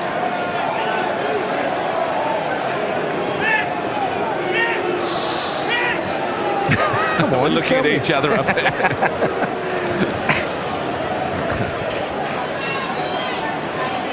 He must have punched the ball. So I can think of. He's certainly got caught somewhere on the head. We can see it from maybe more like the referee's point of view. We'll have a look at it. How does he handle it?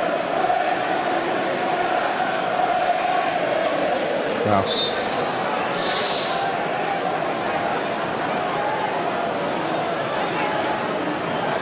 this is a time so late in the game where you certainly want 11 on the pitch. I mean, Alan Kirbyshire could just stick somebody out there for the last 90 seconds plus the added time. Well, the linesman's been on the pitch a minute ago, but Matt Massai's just checked there was nothing wrong, so he had a quick word with him there. So we're ready to go again.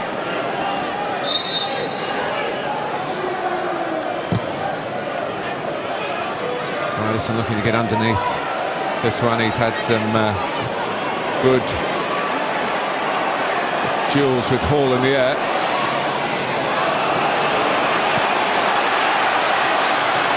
Routledge. Oh, that was Lakis by the near post. Had a good chance to win the game against Arsenal, and he might have had a chance to win it here against Charlton. Well, I'll tell you, we'll see that again in a minute, because I'm unsure as to why he hasn't scored there. That was a brilliant ball in.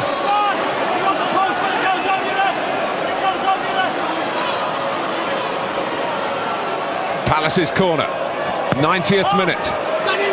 Popovic. Kylie comes and sorts it out, but it was the one just before that caused Charlton more problems. It's a great ball in. He's got a bit of space, Routledge. He doesn't waste any time. He fizzes this in near post. Oh, go and score, son. How on earth has he missed that? That's head height. What a chance. That's a better chance than the penalty. Young. Charlton will be very happy with a clean sheet away from home. Shipping so many goals for Bolton, for Manchester City, for Arsenal.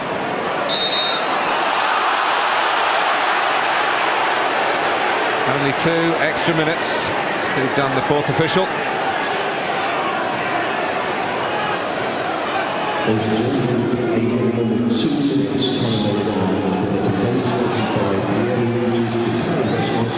Charlton in no hurry to take the free kick. But Ryderson saying just drop it around the penalty spot. That's what Al-Kafuri tries to do. It's a bit shorter than that.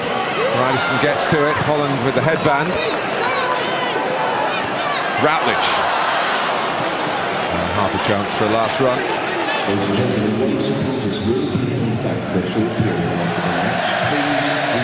Penalty's big now, isn't it? Yeah, it is. You know, when you look at it, I know you can't criticise Andy Johnson. 9 goals already.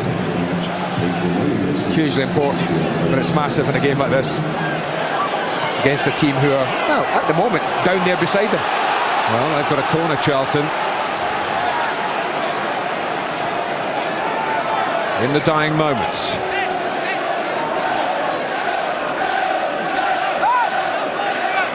Danny Murphy to deliver it. Watson heads it away.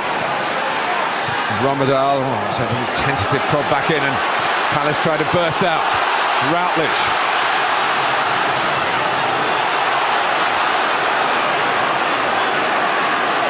Still Wayne Routledge. And Fortune gets to it. Watson makes it his. Doesn't get the free kick that he was hoping for. Yeah, went looking for that, I felt there. Rommedahl.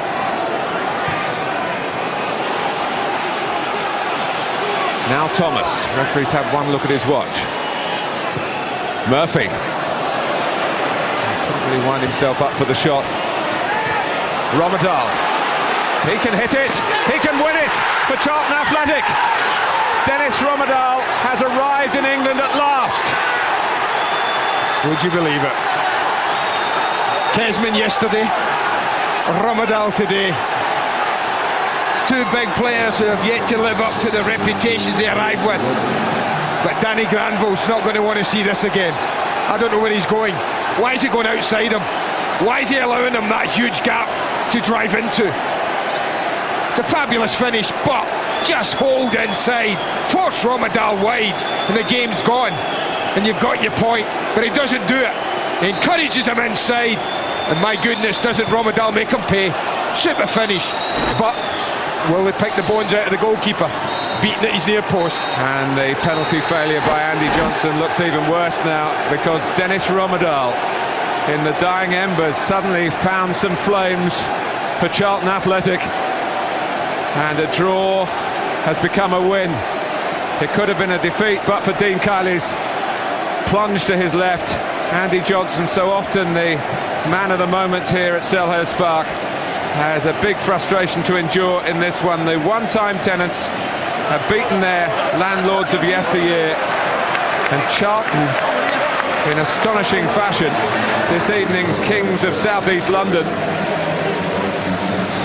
Well, we talked about the bottom 4 losing yesterday, make that now the bottom 5 who've all been beaten this weekend. Tough for Ian Dowie to take, but Charlton have got their 21 points that they were looking to reach from 16 games, less than halfway through the league season, but more than halfway towards the tally of 40 that is always there and most Premiership clubs' primary target. Drama from a Dane. And Alan Kirbishley walks off a winner at Selhurst Park. Crystal Palace 0, Charlton 1. 3 seconds. That's all we had after the restart. 3 seconds. Palace stay 16th. But it's a great feeling if you're a Charlton fan, because that takes them out of the bottom half and into 10th place. Manchester City, who they go ahead of course, play tomorrow night against Middlesbrough on the Monday Night Football. What a finish. Just shows you should never, ever take your eye off it. Real Madrid play tonight at Villarreal. It's an 8 o'clock start on Sky Sports 1. They're chasing Barcelona, of course, 10 points back after Barca's win last night, and it starts a big, big week for Real. And there's the confirmation of the Monday Night Football. Middlesbrough and Manchester City, 7 o'clock start tomorrow night. 6:30 this evening, and we've got 1 or 2 things to talk about now. Andy will be in the studio here for the last word on all of the weekend's football. Trevor Francis and Chris Powell are with us. Their thoughts when we come back. And the reaction, of course, to a stunning late win for Charlton Athletic. 3 seconds after he'd scored, it was all over.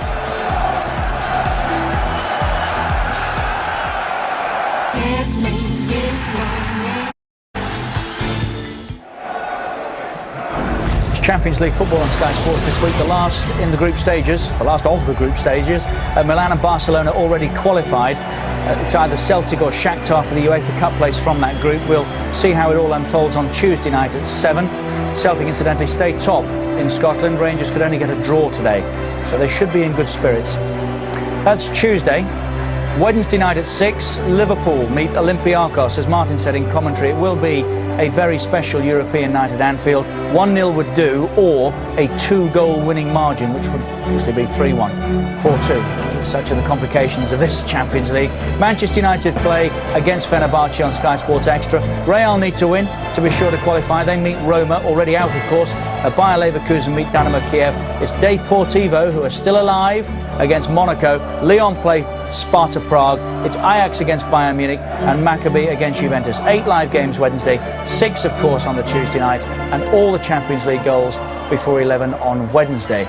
Right, let's try and sort all this out. 1-0 to Charlton Athletic here. Dennis Rommedahl, the goal scorer. He's with Mark Bolton and the man of the match. Dennis, just what does that mean to you? I think it means a lot to me, not only to me, but for the lads as well. It was a good victory today, and we needed that. How big a win was that today, Dean? Yeah, it's crucial for us. Obviously, geographically they're local to us. That makes a bit of importance as well. But for us, we've been inconsistent. So hopefully now this is the turning point, and we can kick on from here, I think. A key point for you, that penalty save, Andy Johnson. Have you been watching him on video? Was it a guess? No, I mean Steve Gritt, our academy director, takes the credit for that because he's got a big dossier on penalty takers. So. It pre-warned me with the facts, and it worked today, so I was really pleased with that contribution, yeah. It was tight. It looked perhaps as though there wouldn't be a goal today. Did you feel it was going to come?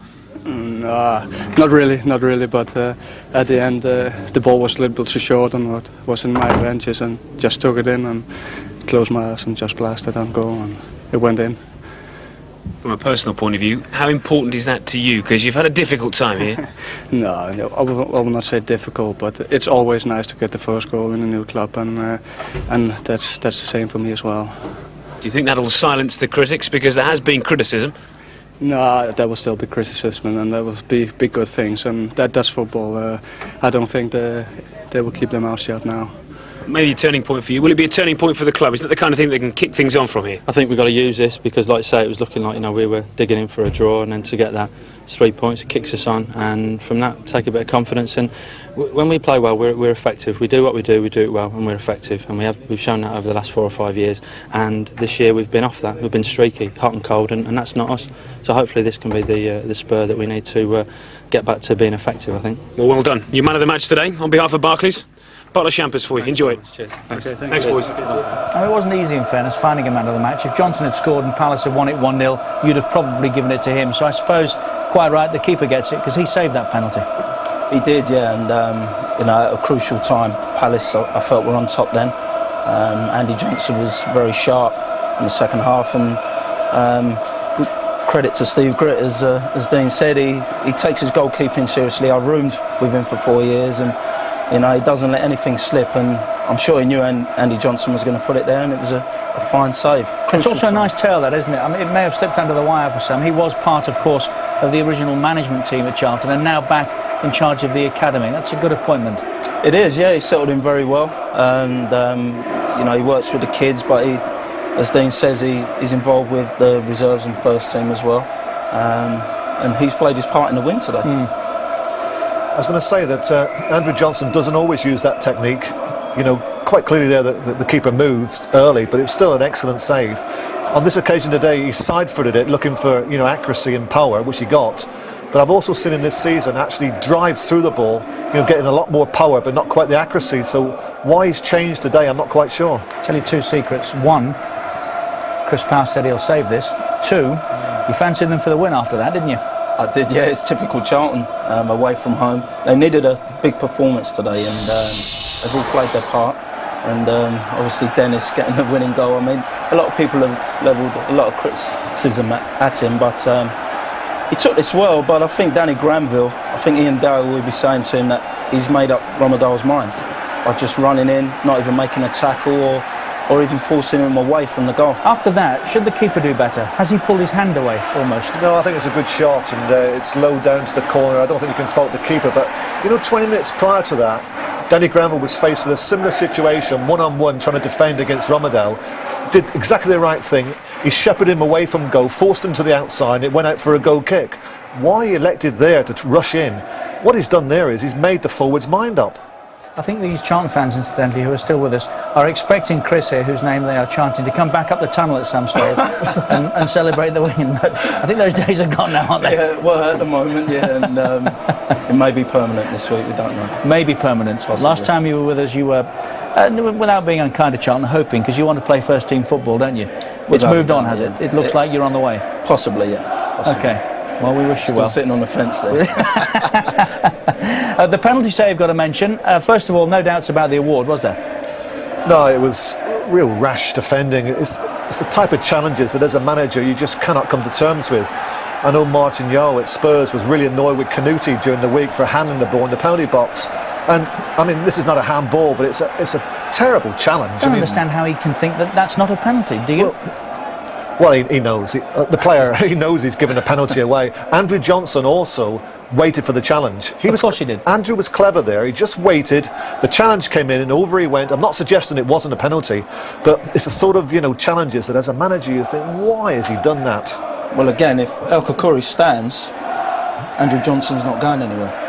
Actually, he's knocked that ahead there, Chris. That possibly would have gone out for a goal kick. Yeah, so if he stayed on his feet, goal kick. Now, the goalkeeper can move anywhere he likes along the line. He cannot come forward. So will Crystal Palace feel aggrieved? It is a great save, but by the letter of the law, the penalty surely should have been retaken. He's already on his way, isn't he, before Andrew actually kicks the ball. And, I mentioned that it was kicked with a lot of power and accuracy. But even if this ball was right in the corner, it's about a yard inside. You can see Kylie there. I still think he would have got to it because he guessed the right way, he's moved early. And it goes down as a fantastic save, but I think Andrew will look at that as Palace were at this moment and think, well, the referee should have made him retake it. I think Ian Dowie will probably look at that and think perhaps back to Liverpool-Arsenal, start of last season, when Michael Owen missed a penalty. And I think the keeper sneezed, but it was retaken. Yeah. So is that what you get a little frustrated We've by? seen one or two inconsistencies today, haven't we? Because, the decision first half was the major talking point was when Popovic pulled down Bartlett. How many occasions this season have we seen the referee go over to talk to his assistant? Today, for some reason, Mr. Messias elected not to talk to his assistant. So there's been one or two inconsistencies.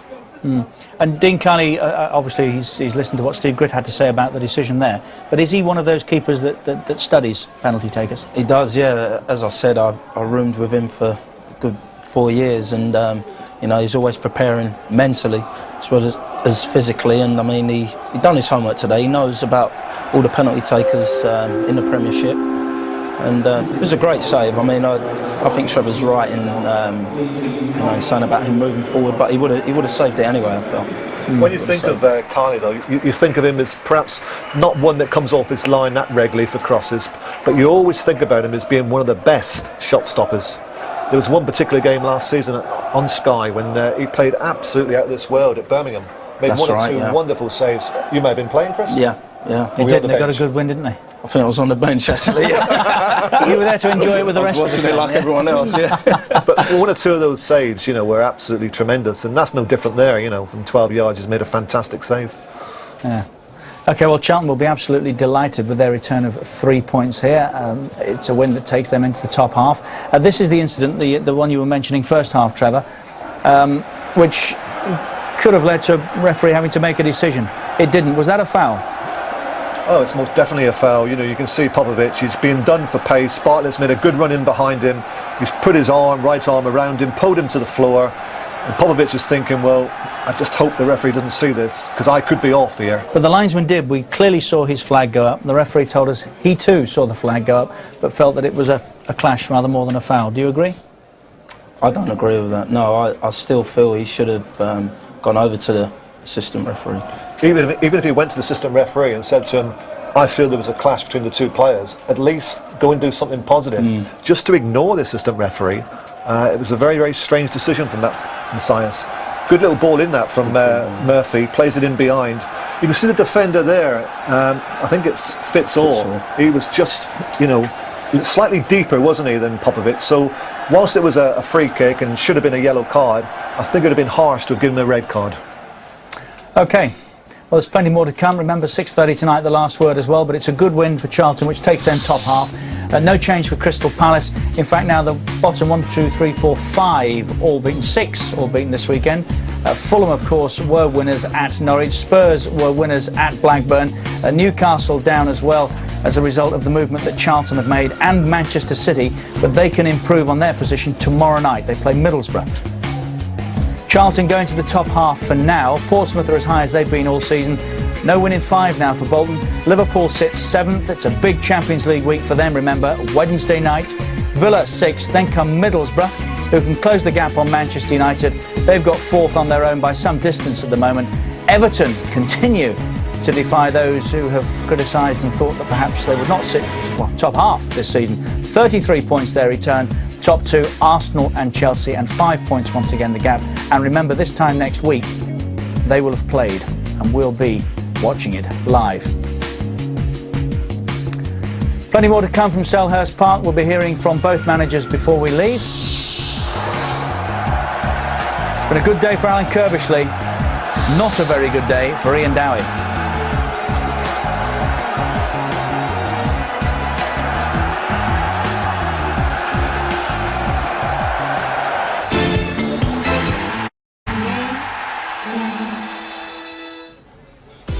Andy will be here in a moment or so for a last word on all of the weekend's football. That's 6:30.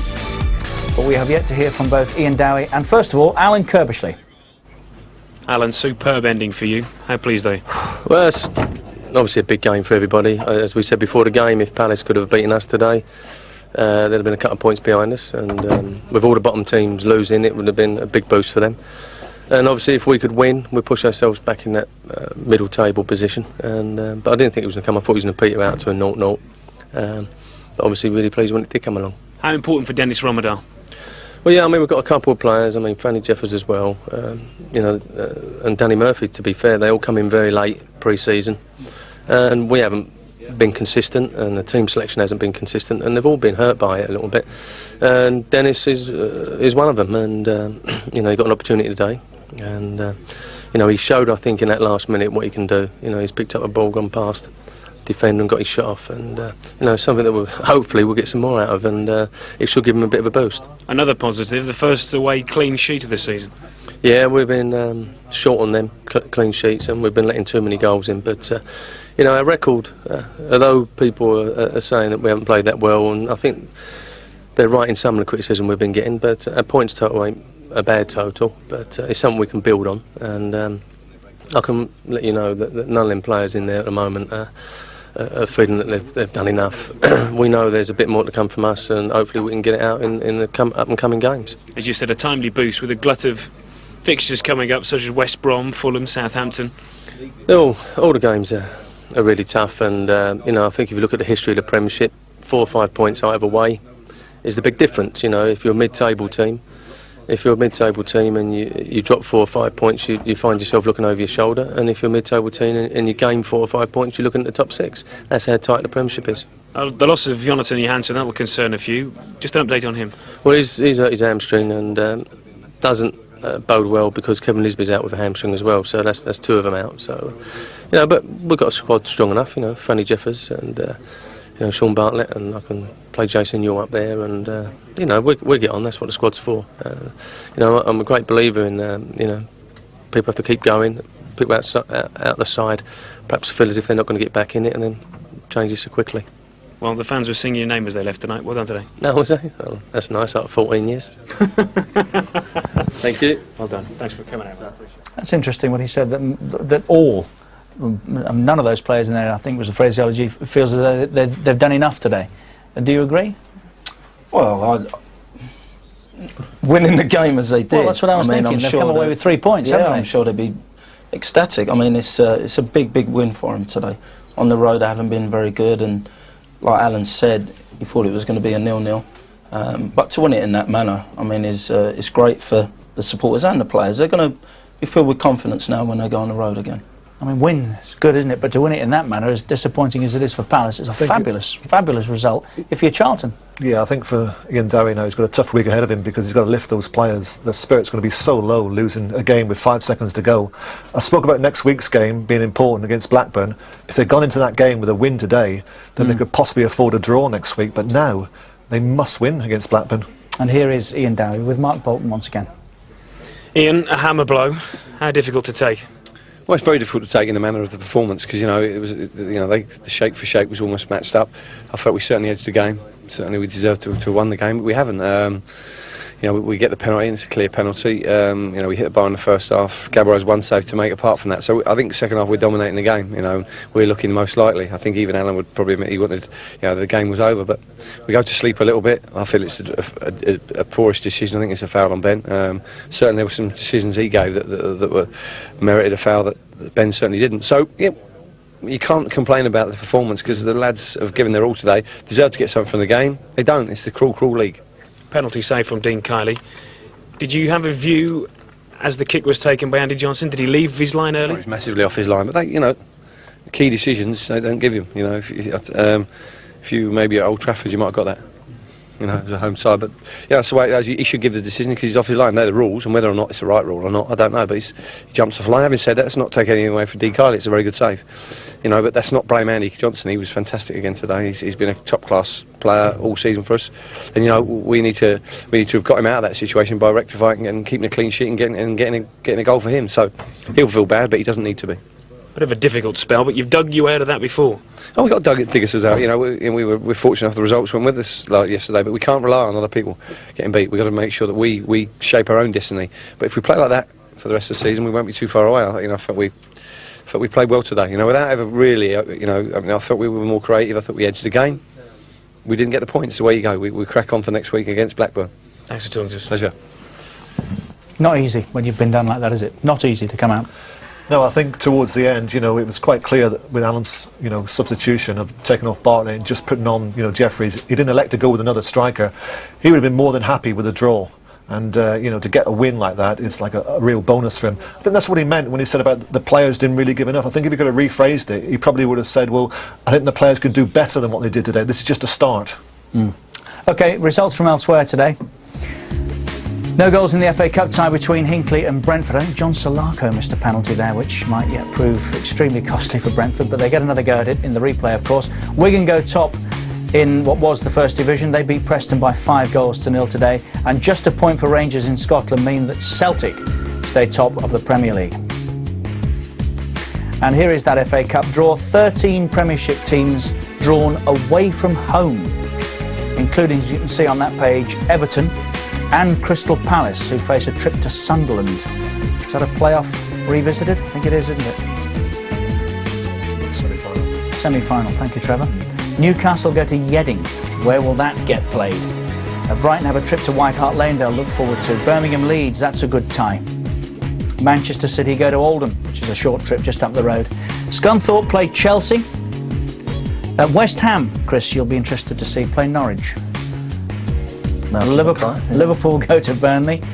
I've missed Manchester United again somewhere. They play Exeter, which is a fabulous tie for Exeter City. The last page there, Ipswich, who did lead today in the Championship, they played Bolton. It's another very good game. That's just about it. Big thanks to Chris Powell and Trevor Francis for joining us here today. And next up, after the break, Andy will be along with the last word on all of the weekend's football. 4 more for Chelsea again yesterday. Arsenal sit second. They responded as they had to and won. And United are on the move as well.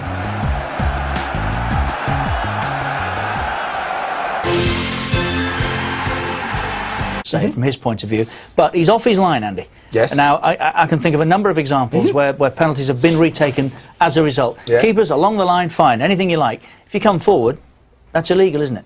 Yes, it's supposed to be. But that, I mean, and you know, Matt Macias has made 1 or 2 mistakes today. I think he's got maybe 1 or 2 things wrong. Not hugely, but the only thing he can do, Richard, is okay. Here's a setup. Quite simply, Richard, that's the guy who's got to make the decision. That's why the linesman's there, so he can look across the line and see where Dean Kelly's gone. The only thing I would say is that it's difficult at full... Can I run this? I'm going to run it twice. Forget. Go on. Right, now full speed. Okay? It's difficult, it's not easy. But what I'm saying... For who? For the linesman. Well, he's only got that to do. I know he's only got that to do. Well, that's not difficult then. No, if it goes at full speed, but I think you can see quite clearly there that Dean Kelly's first movement is certainly forward. Yes. Right? And, you know, when we slow it down and we say, OK, here it goes, he's looking at... Dean's off his line there. He's well off his line there. And by the time he's made the save, he's a good couple of yards off his line. It's a fabulous save. You're absolutely right. I remember, was it Carlo Cudicini at Anfield? Yes, that was one of Michael Owen, I think. Yes, absolutely. And Cudicini was no more than, what? That off his And line? Owen missed. You know, That's how frustrating that retake was. I know, but that's what I'm saying. Yes, I think that there is a problem. I mean, certainly, when I say there's a problem, it's a brilliant save. He's taken a chance, Dean Kelly, and getting away with it, and he got away with it. Not his fault. The officials should have spotted it. He's right on the line. That's his job. On a penalty, he's asked, look down the line. If the goalkeeper comes off the line, stick your flag up. And I'm not saying it's a good or a bad rule, like Ian Dowie. All I am saying is that when you're in the situation that Palace are, you just want what you're due, don't you? That's why it's even harder to take. Sometimes the law's an ass, and I think at times, you know, we agree on 1 or 2 that need changing and don't need changing. I think it's harsh on goalkeepers. It's you know, for a striker, it's a no-win situation. You're expected to score. If you don't, you're a dummy. If you do, you're a hero. Goalkeeper takes a chance, goes one way, and if he gets it right. It was largely designed to stop them. I mean, remember the penalties that were taken at Old Trafford in that Champions League final. I mean, keepers were on the spot, weren't they? I think that's ridiculous. I think when the goalkeeper in that particular instance in the Champions League final, when he was 4 or 5 yards off his line, when they were taking the penalties, I think that's ridiculous. It was designed to stop that. I don't think it was designed to stop a goalkeeper maybe just kind of half coming off his line. I mean, it's a natural reaction to do as you're a goalkeeper, is to come forward slightly. You know, Dean Kelly's a good couple of yards off. I would concede that today. And perhaps Ian Dowie's right, that the flag should have gone up and that should have been retaken. Palace were also upset prior to obviously conceding the goal, which came 3 seconds from the end of the game. I mean, it's unbelievable. But they felt there was a free kick. In fact, this end, just in front of the studio here. Did you? Well, let's have a look at it. I mean, remember, they've had an attack and they've broken away here. And we're talking about last minute in a game they're trying to win. See, that might have been a free kick, jumping into the defender, but they want this to be a free kick there. No, no, on. They want that. There. No, I think he made the most of it. I have to say, I think he made the most of that. I think just with his actions, and I think from there they've broken away. But I still think this could be stopped, Richard. I said at the time, I don't think Danny Granville's going to want to see this again. You know, they work it well to there, and I'm thinking Rommedahl's not at a kick. Game's over now, but. See, what are you saying? Well, what I'm saying is, ball on its way, right? Ball on its way, slow down. Full back. Unless you're going to cut that out, Go to 4 or 5 yards from him and hold your position. And by doing that, whoa, stop there. Let him control it. And then send him here. It's a tease though, isn't it? Because he must think he's got a chance. Well, I don't know if he does, because he doesn't get anywhere near it. Look, he's 2 yards away from it. You know, it's not as if he stretched for the ball and missed it. He's almost running past it. And giving himself and his team huge problems. Send him down here, send him down that way. And then if he has to cross it, deal with it. But do not send him in field. Goalkeeper, I don't think it's the best position I've seen from that angle. I have to be honest with you. He's middle of goal. I don't think he should be anywhere near middle of goal. 6-yard box, maybe? Well, maybe he's too far back. He's certainly too far to his right or our left as we look at it. And if that goes down his throat, people think good save. But that is a massive gap that he's encouraging the guy to hit it through. Massive gap. And to be fair to Rommedahl, he didn't disappoint his teammates or his manager. So I think maybe a couple of errors there. One, Danny Granville should have held, should have said, encourage him to go wide and dealt with it. Because Rommedahl never looked to me like he was going to actually beat someone and do something today.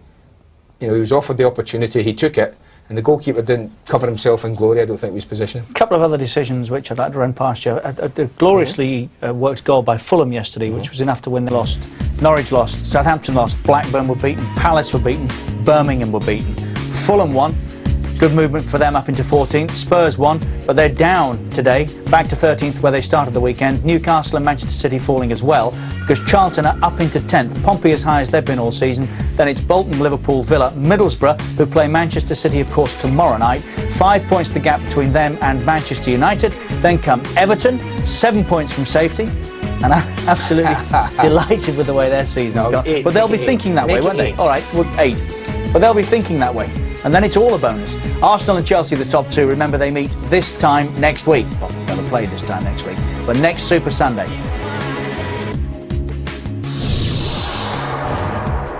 Still to come tonight, Real Madrid chasing Barcelona in Spain. 8 o'clock start, Sky Sports 1. There's the confirmation of the Monday night football tomorrow.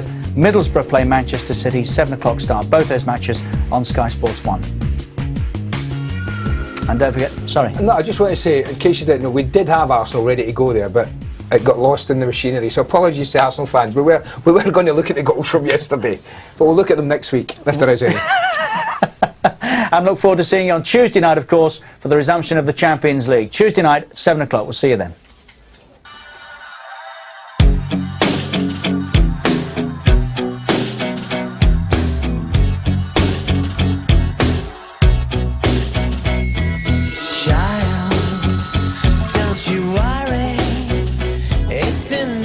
Growing up in such a hurry.